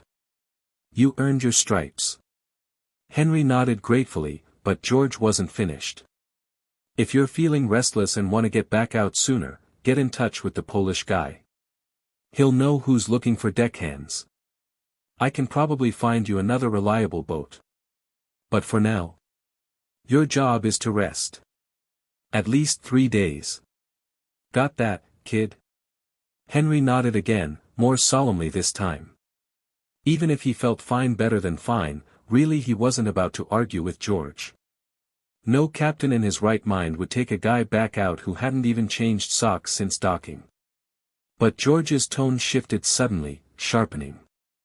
"And while you're resting, I better not hear a damn thing about you picking up anything harder than a beer. I don't tolerate junkies on my boat. If you show up stoned, twitching, or even thinking about being a liability, you'll cool off in the Bering Sea before I ever let you on again. You read me?" Henry raised both hands like he was facing down an arresting officer. "Loud and clear, boss. Crystal." As a Kryptonian or whatever he really was, Henry figured he was immune to most Earth-made substances anyway. But he wasn't eager to test the theory. Especially not with heroin or meth. George stared at him for a beat longer, then clapped a hand on his shoulder, satisfied. "Good. Now take that check straight to the bank.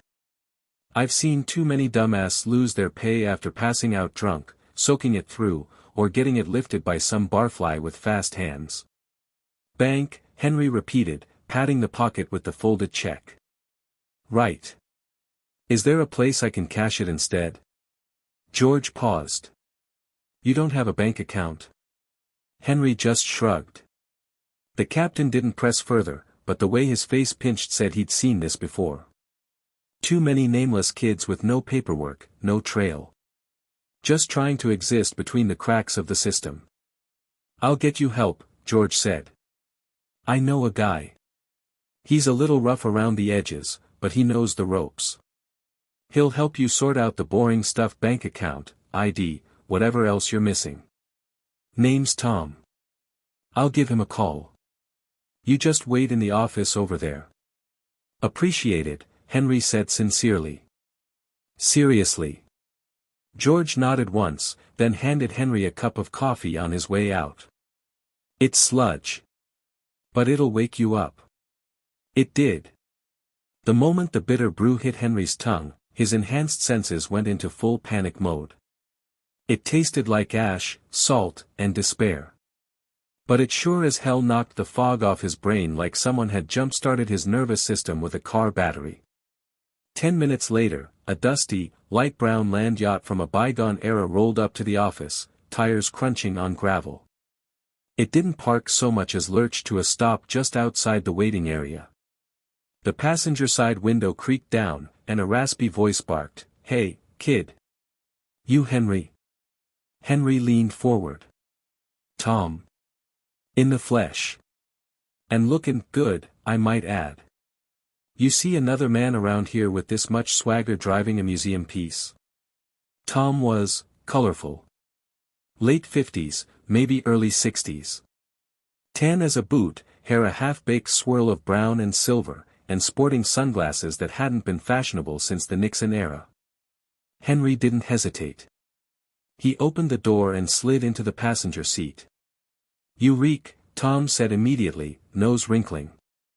"Smells like you marinated in crab guts and diesel fuel. Only thing worse I've smelled is expired herring." Henry gave himself a sniff and winced.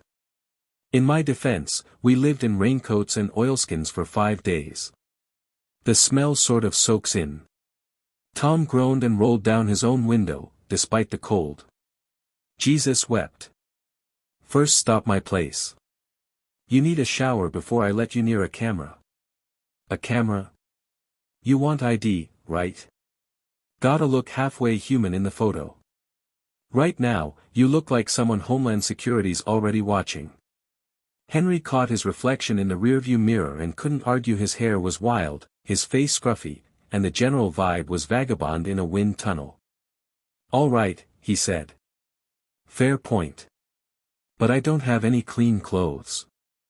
"I've got spares," Tom said, already shifting into gear. "If you don't mind wearing something from the Reagan years, we're golden.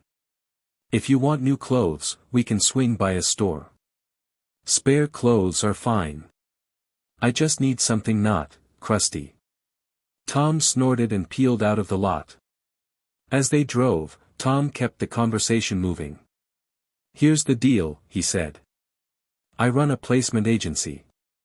Connect folks like you drifters, out-of-staters, whoever with crab boats that need bodies. I also help sort paperwork, permits, social security, tax filings, whatever needs patching."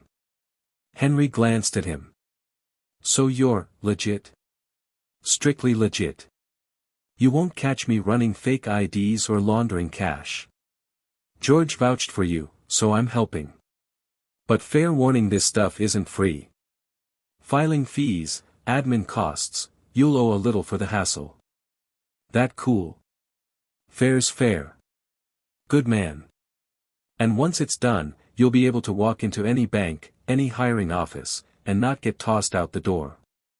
Henry gave a faint smile. For someone trying to build a life from scratch, this felt like the first real step. Maybe for the first time since waking up on that beach, things were starting to come together. Chapter 17, The Shaving Problem. Wait, you can actually do that? Henry blinked, genuinely surprised. He didn't know the full scope of how identity documents were forged or, in this case, retroactively assembled, but one thing was obvious: he didn't have a legal identity. No birth certificate. No social security number. No driver's license. Hell, no last name. Getting official paperwork, even fake, felt like black magic. Tom grinned, like he got this reaction a lot. Kid, this is Alaska. As long as you're not on a federal wanted list, it's all just paperwork. He paused, then leaned in and dropped his voice like they were in a spy thriller. And even if you are on that list, well, let's just say I've seen worse. You're not, right? Henry raised both hands. No. Definitely not. Good, Tom said, instantly reverting to his laid-back swagger. Makes my job easier. A few turns later, they pulled into a small office building with sun-faded signage that read, Tom's Employment Agency and Consulting. We make you legal, in smaller print below. Inside, a middle-aged woman was shuffling papers behind the front desk. She didn't look up, didn't say hello, just gave off that seasoned government worker with zero patience energy. Her desk was scattered with a few odd, gold-toned coins. When George's name came up, though, she wordlessly swept the coins into a drawer and finally acknowledged them with a disinterested grunt. As Henry passed her desk, she gave him a sharp side eye, then theatrically waved a hand in front of her nose. Geez. Where'd you drag this one out from, Tom? A sewer. George's crew, Tom said casually. Just got off the boat. Oh. Her tone shifted, just a bit. She knew what just got off the boat meant: crab blood, diesel, and desperation. She didn't smile, but she didn't kick them out either. In Alaska, a wallet full of fish season money had a way of covering a lot of social sins. No matter how ripe you smelled. Henry didn't take offense. He looked and smelled like hell, and he knew it. Besides, the woman's snark wasn't aggressive, just habitual. The kind of sass you earned by surviving too many years in a small-town office full of weirdos and strangers. And she wasn't wrong. Henry's Kryptonian body didn't sweat like a normal human's, but he had marinated for days in sea brine, crab guts, and wet wool. Add freezing wind and engine oil, and the smell was a Frankenstein of funk, somewhere between old anchovies and burnt rubber. Tom tossed him a clean set of clothes and pointed to the back. Showers in the corner. Use as much soap as you want. You're gonna need it. Henry made his way through the cluttered office toward the bathroom. As he passed a room with a single, saggy mattress and a mirror with a crack down the middle, he couldn't help but raise an eyebrow.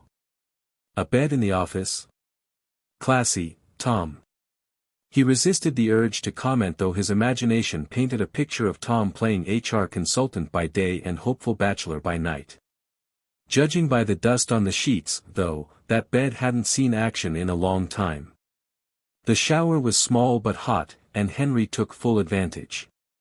He scrubbed like he was trying to erase the memory of the Bering Sea from his skin. The dirt came off easily enough. The hair, though, that was a different problem. The beard growth on his chin had gotten unruly, and his hair was halfway to covering his eyes. He grabbed a pair of scissors from the sink and tried trimming it. The scissors didn't cut. He pressed harder.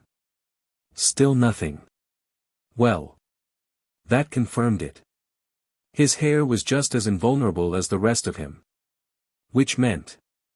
Henry groaned, closing his eyes as a ridiculous memory surfaced. In some old Superman animated series, Clark Kent would shave by bouncing laser vision off a mirror to trim his beard. It was played off like a cute gag, but now Henry realized, it was probably canon. "Do I even have heat vision?" he muttered to himself. He hadn't tried. Hell, he hadn't even known he could fly until recently.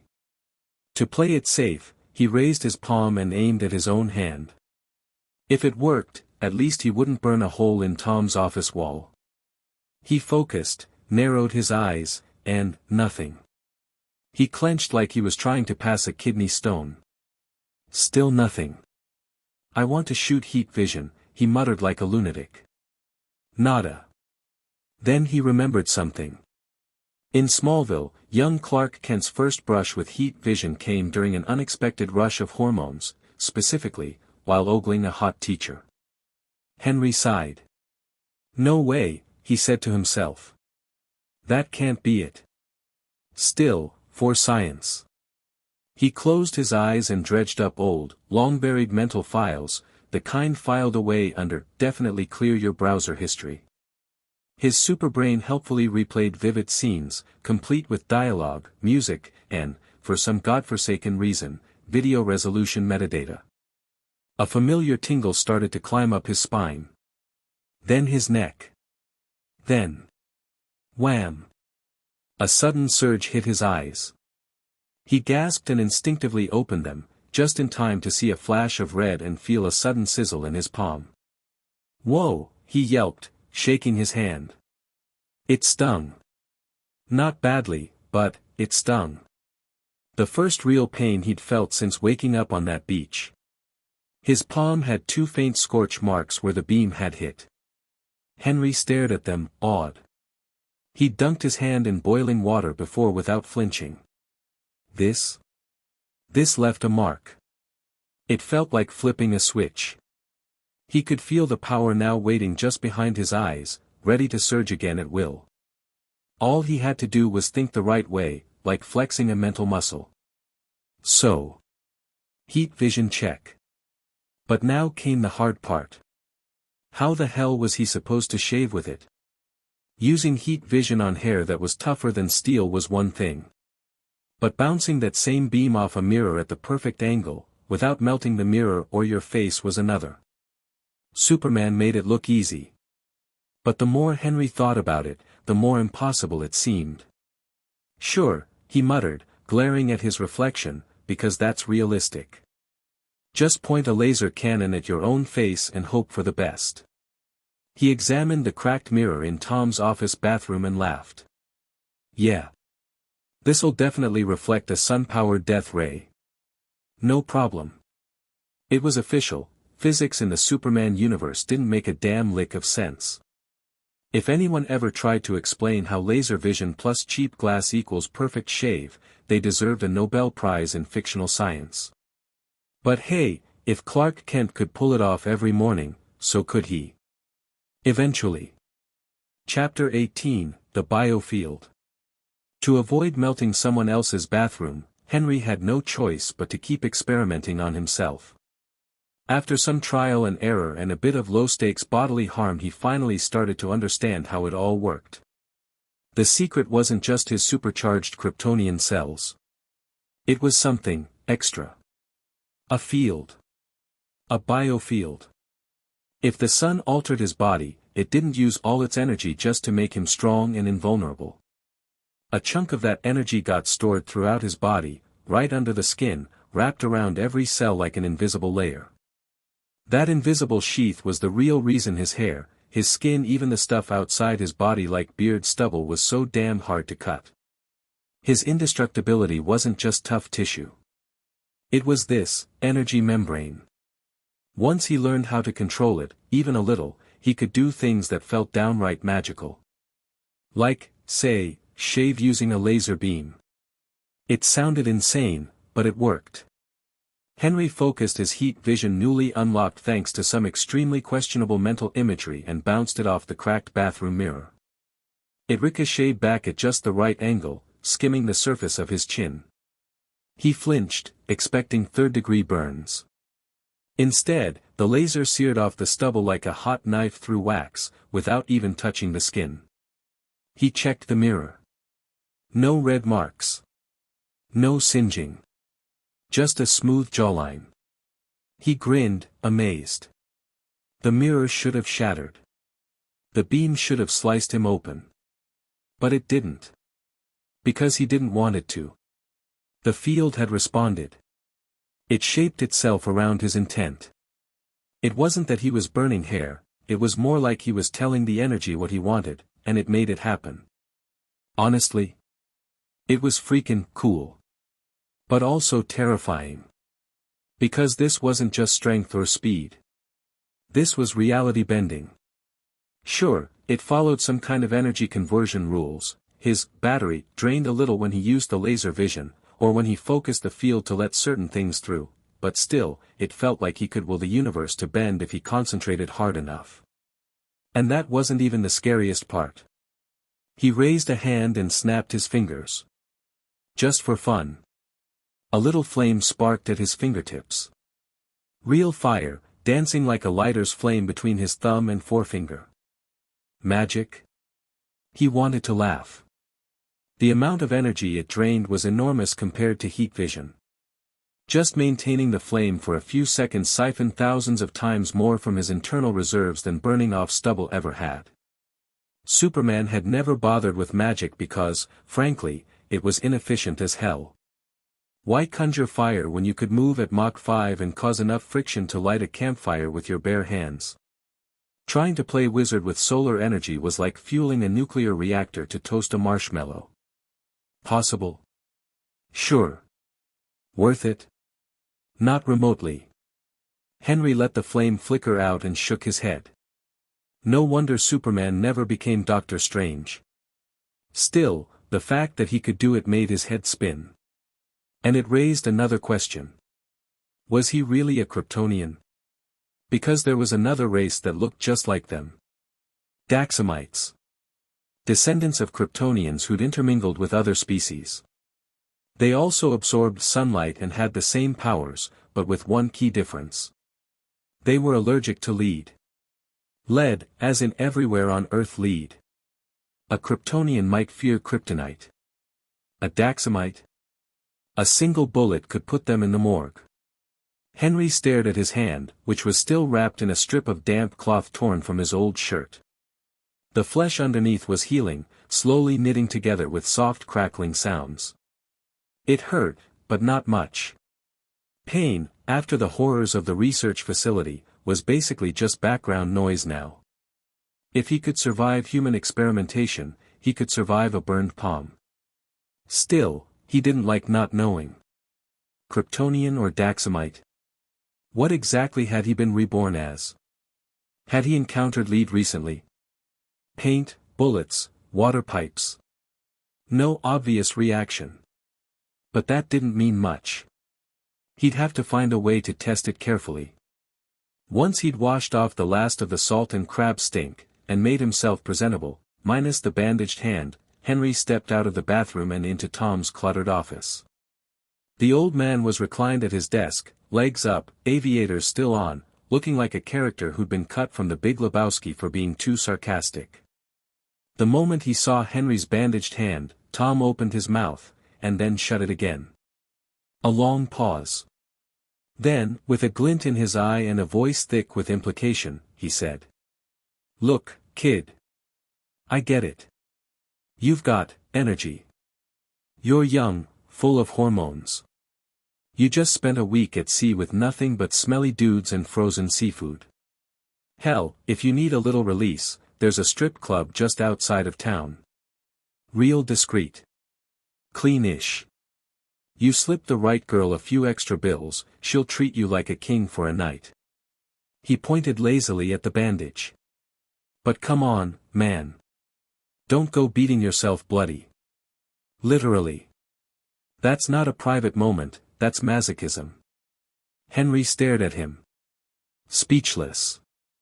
Of all the explanations for his injury, that was not the one he'd expected. And honestly, of all the things Henry wanted to test his heat vision on, Tom's skull just jumped to the top of the list. Would it melt like butter? Explode like a microwave potato? He squinted at Tom's smug face. So tempting. But he didn't fire. Barely. Chapter 19, Cashing out at the bank. Old Tom had no idea he'd just dodged a bullet. After snapping a few ID-style photos of Henry against a blank white wall, click, he escorted him straight to the local bank. First National Bank of Alaska. One of the most recognizable banks in the state, and a 5-star rated institution nationwide. Solid, reputable, boring in all the best ways. It was founded back in 1922 by a guy named Winfield Irvin Sr., riding the railroad boom through Alaska's frontier days. Since then, the bank had become a cornerstone of the community. Reliable. Discreet. Adaptable. So when Tom walked Henry through the door, the bank manager's slick suit, practiced smile was out of his office before they'd even reached the front desk. Tom. As sharp as ever, I see, he greeted, offering a handshake. Tom didn't bother sugarcoating his response. Franklin's still Franklin. Won't change in 100 years. Right? Sledgehammer. He didn't know how long he slept. Long enough that he woke up desperate for a bathroom, that was for sure. Ever since his body had stabilized post-transmigration, all his natural functions were back online, bladder included. Shivering in the cold room, wearing nothing but a tank top and boxers, Henry sprinted to the bathroom. When he stumbled out, bleary-eyed and barely awake, the bar was dark and closed. John was slouched on a couch against the wall, shooting him a withering look like he'd just stepped on his lawn. You sleeping out here? Henry asked, and immediately realized how dumb it sounded. Predictably, John's sarcasm was locked and loaded. When you first showed up, I could have dragged your sorry ass across the floor with one hand, he said. Now I'd need a damn forklift. I'm starting to think I fed you pig steroids. He pointed toward the back room with a thumb. You take up the whole bed like a damn tree trunk. I couldn't roll you over if I tried. And for the record, even if you washed your ass properly, I still wouldn't be interested. I'm not into men, you walking linebacker. Henry smirked. Well hey, next time I'll clean up real good, let you judge for yourself. Might change your mind. He waved it off, then turned to the fridge. His stomach was growling. He'd brought back groceries earlier from town, and now was the perfect time to make use of them. You want something to eat? He asked without looking up. I'm starving. John sat at the bar, arms crossed. Nah. Eating this late's hell on an old man's digestion. Henry didn't argue. He focused on cooking. Back in his original life, he'd lived alone. He wasn't a master chef, but he knew his way around a stove. Not for nutrition. Not to save money. Just because sometimes, when you wanted something done right, you had to do it yourself. He'd once watched a European indie film, half family drama, half softcore art house, with a scene featuring red wine braised chicken. While everyone else remembered the emotional complexity, Henry walked away craving that damn dish. Couldn't find it in any restaurant nearby, so he tried making it himself. Same with golden fried rice from a favorite anime. He didn't just want to eat it, he wanted to recreate it. Bought a wok. Practiced flipping. Results were mixed. But the passion stuck. Over the last month living here, Henry had cooked a few times. He wasn't magically transformed into some culinary god, but he had the basics down. And now, with his enhanced senses and processor speed brain, he was evolving. The spices were basic. This was Alaska, not Southeast Asia. Fancy imports like star anise or 5-spice powder were luxuries, not staples. Most households relied on salt, garlic, or whatever herbs they could scrounge from the woods or buy at a premium. And the local economy? Built on fishing and oil. Meaning fresh produce was rare, and quality meat depended on shipping schedules or getting lucky with local farmers. Still, America's food culture leaned heavy, bold flavors, bigger portions, rich sauces.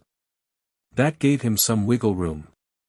Thanks to his enhanced smell and taste, Henry could sniff out bad meat from 20 feet away. Rotten. Chemically treated. Tainted with some weird freezer burn flavor. He could tell instantly. So tonight's steak. Perfect cut. Marbled just right. All it needed was a cast iron pan and salt. Maybe a touch of pepper. As the meat sizzled, he boiled some elbow pasta on the side. Carbs were a staple here, and the only real choices were pasta or potatoes. Pasta won out tonight. With every flip, sear, and pinch of seasoning, Henry let his instincts and his overclocked brain work in sync. Cooking, for him, had become a kind of science experiment, optimizing taste, texture, aroma in real time. Somewhere out there, if scientists knew a guy with near-infinite memory and sensory precision was using his powers to perfect steak, they'd probably cry. Or try to dissect him. Henry didn't care. All his power, all his skills, they existed for his benefit. Not to save the world. Not to chase glory. Just to make life a little more enjoyable. That whole, suffer now, rise later, crap. That was just corporate propaganda. In real life, you suffered while your boss bought a new Mercedes. As the steak finished and the pasta hit al dente perfection, Henry plated everything up and brought it to the table. John hadn't gone back to bed. He'd opened a bottle of California Red and was already pouring 2 glasses. Figured we might as well do this proper, the old man said, handing Henry a glass. Henry took a sip. Not bad.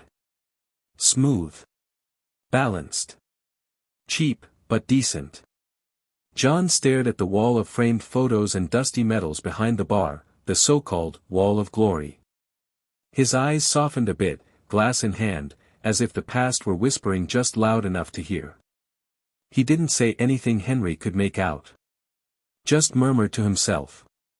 Chapter 23, The Sheriff Drops By. It was a universal truth that old men loved to talk about the past, but even so, John didn't often bring up his war stories. When he did, it usually meant he was in an especially good mood. He never told those stories expecting a response. Didn't want validation. Didn't need feedback. He was used to talking into silence. Years of living alone had made conversation a one-man show. Sometimes he'd talk about the heroes he fought beside, how many fascists they took down, how many lives they saved. Other times, it was about meeting his wife during the war and marrying her after. He'd speak of her with quiet reverence. The little moments, the quiet days, the warmth she brought into a time when the world was falling apart. Henry didn't interrupt. Didn't chime in with questions or nods or the usual listener cues. Just sat there, eating, occasionally getting up to cook more, then returning to listen. John, half drunk and drifting in and out of memories, kept rambling like he was dreaming out loud. It was almost peaceful. By the time he passed out, slumped over like a collapsed tree, it was already after 7 a.m. But in an Alaskan winter, it might as well have still been midnight, pitch black outside, the bar lit by nothing but soft interior lights. Henry carried the old man to bed, tucked him in, and then got to work cleaning the place. John did clean up after closing each night, but dust had a way of accumulating faster than you noticed. And the old man's philosophy was, if it ain't completely broken, don't fix it. Henry disagreed. Preventative maintenance, tightening screws, oiling hinges, patching up things before they failed, was just common sense. John's avoidance was less about laziness and more about age. The kind of physical upkeep Henry took for granted just wasn't viable for someone pushing 70 with a bad back. Once everything was in order, he flipped the bar's front sign from closed to open, even though everyone in town knew it didn't actually mean open. No one came to drink in the daytime. Not unless they wanted a verbal gut punch from John. Like. Only drunks and dirtbags drink before noon. Even leeches know to hustle in daylight. You show up here day drinking, you're doing your dad a disservice. Or. The only people I served before dark either got cheated on last night, or walked in on it. If that's you, drink away. Otherwise, take your sad ass back to work. Or his personal favorite. Gotta be a special kind of idiot to get drunk this early. Oh hey, it's you. Makes sense now. Basically, John had shamed the entire town into not day drinking. With everything ready and no real customers to serve, Henry made himself comfortable by the window, where the winter sun finally peeked through. He turned on the TV, flipped to a classic movie channel, and soaked up some rays while enjoying the peace. This was the life. At least, until the front door opened. A blast of cold air cut through the bar like a knife, making Henry shiver involuntarily. He looked up, expecting some clueless tourist. Instead, a large, bear-shaped man in a police uniform stepped inside. Big shoulders. Bigger gut. Standard-issue mustache. Sheriff. Henry recognized him immediately. Small town, not many faces to learn. Well, John might have gotten away with cracking jokes at this guy, but Henry wasn't planning on testing his Second Amendment immunity just yet. He stood. Morning, Sheriff. The man wandered casually toward the bar. Just water, Henry. Coming right up. Technically, the water was lemon water, meant for rinsing after drinks, but no one ever paid for it. Henry poured a glass and placed it in front of him. Word is you were out at sea, the sheriff said, eyes scanning the bar like he expected contraband to jump out at him. When'd you get back? Docked on the 16th, came back that night. Henry shrugged. I'm not sure how long I slept, but I'm guessing a while. Today's the 18th. So yeah, over a full day. Good thing I didn't miss much, then. The sheriff chuckled. What about John? This is about the time he usually stumbles out front. He's still asleep. He woke up when I did. Talked with me for a while. Then crashed again. You want me to wake him? Nah. The sheriff walked toward the back without waiting for permission. Mind if I check on him? Henry gestured toward the hallway. Be my guest. The sheriff eased open the bedroom door. And immediately slammed it shut again. Jesus, John, he barked. That man could clear a room with that one. Henry winced and offered a helpless shrug. He wasn't exactly in a position to preempt a surprise nap fart. The sheriff returned to the bar and pointed out the window. That Cadillac out front. Yours? Sort of. Got it from old Tom. He said I could use it until the paperwork's finalized. Tom. Which one? The one from the next town over. Runs a consulting gig. Real loud guy, likes to pretend he's subtle. Ah, that Tom, the sheriff said with a knowing nod. I thought I recognized that car. He gave Henry a sideways glance. You were on, which boat, again? Old George's. Annie too. Got the gig through the pole. Right, right. That's a rough run. I worked the Bering once, years ago. Winter season. Froze my balls off. Never went back. Henry grimaced. Yeah. The boat never stops rocking. I thought I'd be able to squeeze in a nap here and there to stay sharp. Turns out, no one sleeps. Everyone just powers through like lunatics. Exactly. The sheriff grinned. Misery loves company, I guess. Then, more casually, he added, heard you're planning a trip to Hollywood. Henry blinked. News travels fast, huh? In a town this size. There's no news, just shared gossip. Henry laughed. Well, yeah. Thinking of going to see the place. Not chasing a dream or anything, just want to see what all the fuss is about. You and me both, the sheriff said with a faraway look. When I was young, I had this fantasy, red carpet, flashing lights, every starlet begging for my attention. Henry's eyes lit up. Anne. Didn't even make it past the bus station, he said flatly. Spent 2 weeks fighting for dishwashing gigs, sleeping on a couch that wasn't mine, and blowing through every cent I had. Came back with less hair and more regrets. Oof. Okay, that definitely makes me want to squeeze in another crab run before I go. Smart man. The sheriff finished his water and stood up, brushing imaginary lint off his jacket. Time to get back on patrol. You know how to reach me if anything comes up. Got it, Sheriff. Take care. Henry walked him to the door, watched him disappear into the cold. Then he went back to his seat, sunlight still pouring in, movie still playing, the peace settling again like snow on the windowsill. Chapter 24, 7 days later. 7 days passed in a blur. Henry was ready to head out solo this time, no one driving him, no one making introductions. He'd earned his place now. Behind the bar, John was doing what he always did, fiddling with something that didn't look like it needed fiddling, like he was allergic to stillness. He glanced up. You sure George is setting out again? Might want to give him a call first. No point in driving down there for nothing. Doesn't matter. I need to swing by and grab my paperwork from Tom anyway. Even if we're not heading out, I can check the lay of the land. Henry didn't need to pack much. No one on a crab boat gave a damn about clean clothes. 3 minutes on deck and you'd be soaked in seawater, fish guts, and regret. Rain gear was for wind protection, not staying dry. Dry was a myth. The boat had everything they needed in terms of tools and equipment. So, preparation, for Henry, really just meant showing up. Before leaving, though, he dug into the old backpack Tom had given him and pulled out the bank's money bag. He fished out a few small bills, then set the rest on the bar. John, this is the payout from last run.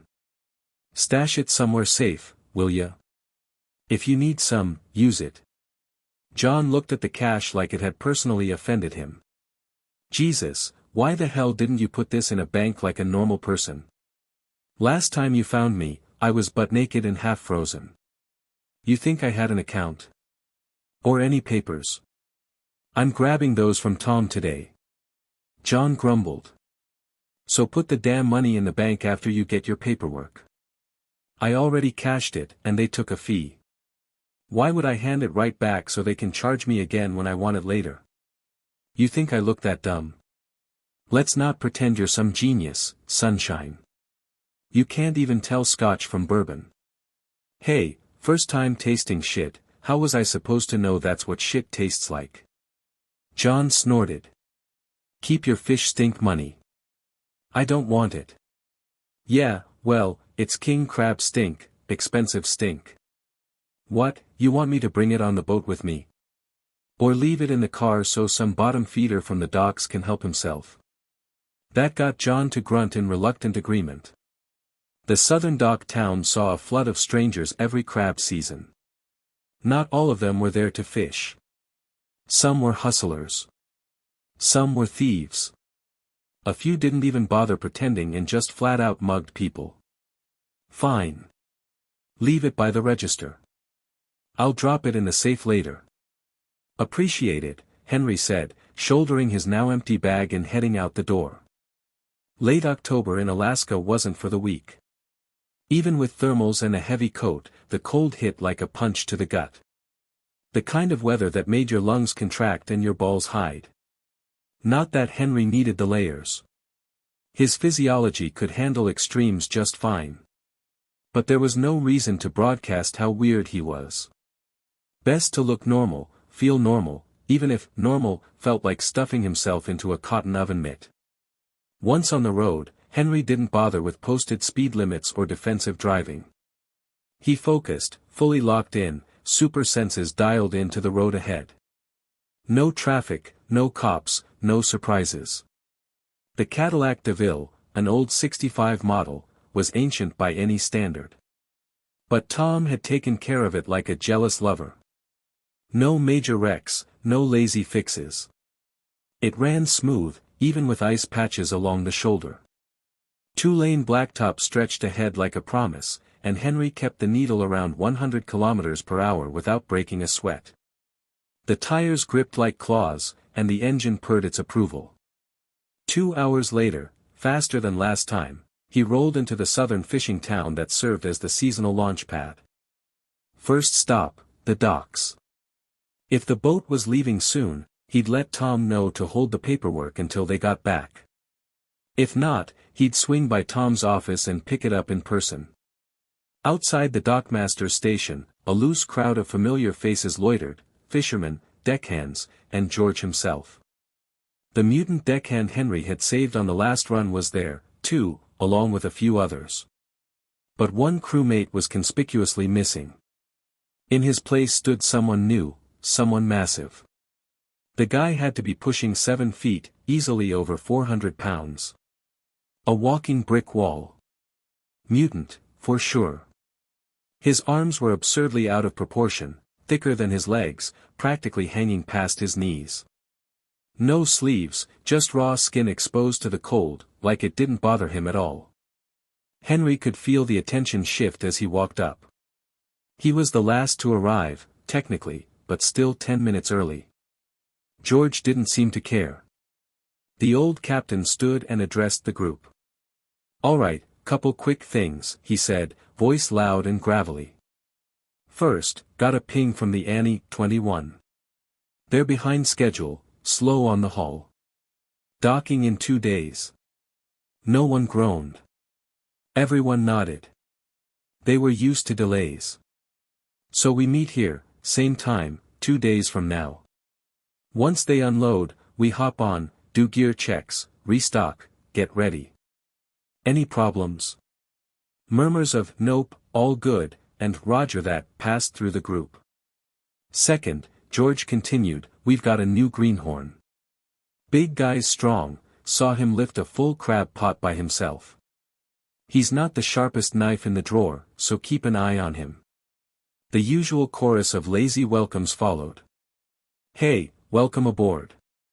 Strong's good. Saves us the hernias." No one asked his name. On a crab boat, rookies weren't people yet. They were just the new guy until they proved themselves. The fact that he was a mutant. Nobody cared. Not here. Not on the deck. Because when you're hauling a half-ton crab pot and the wind's trying to shove you off the side of the boat, the only thing that matters is who can hold the line and who can't. Truth be told, Henry could have lifted that pot one-handed and jogged laps with it. But he looked normal. Human. No reason to out himself just to show off. So he stood there with the rest of the crew, hands in his pockets, and gave the new guy a polite nod. Another day. Another greenhorn. And 2 days from now, another trip into the unforgiving, freezing hell that was the Bering Sea.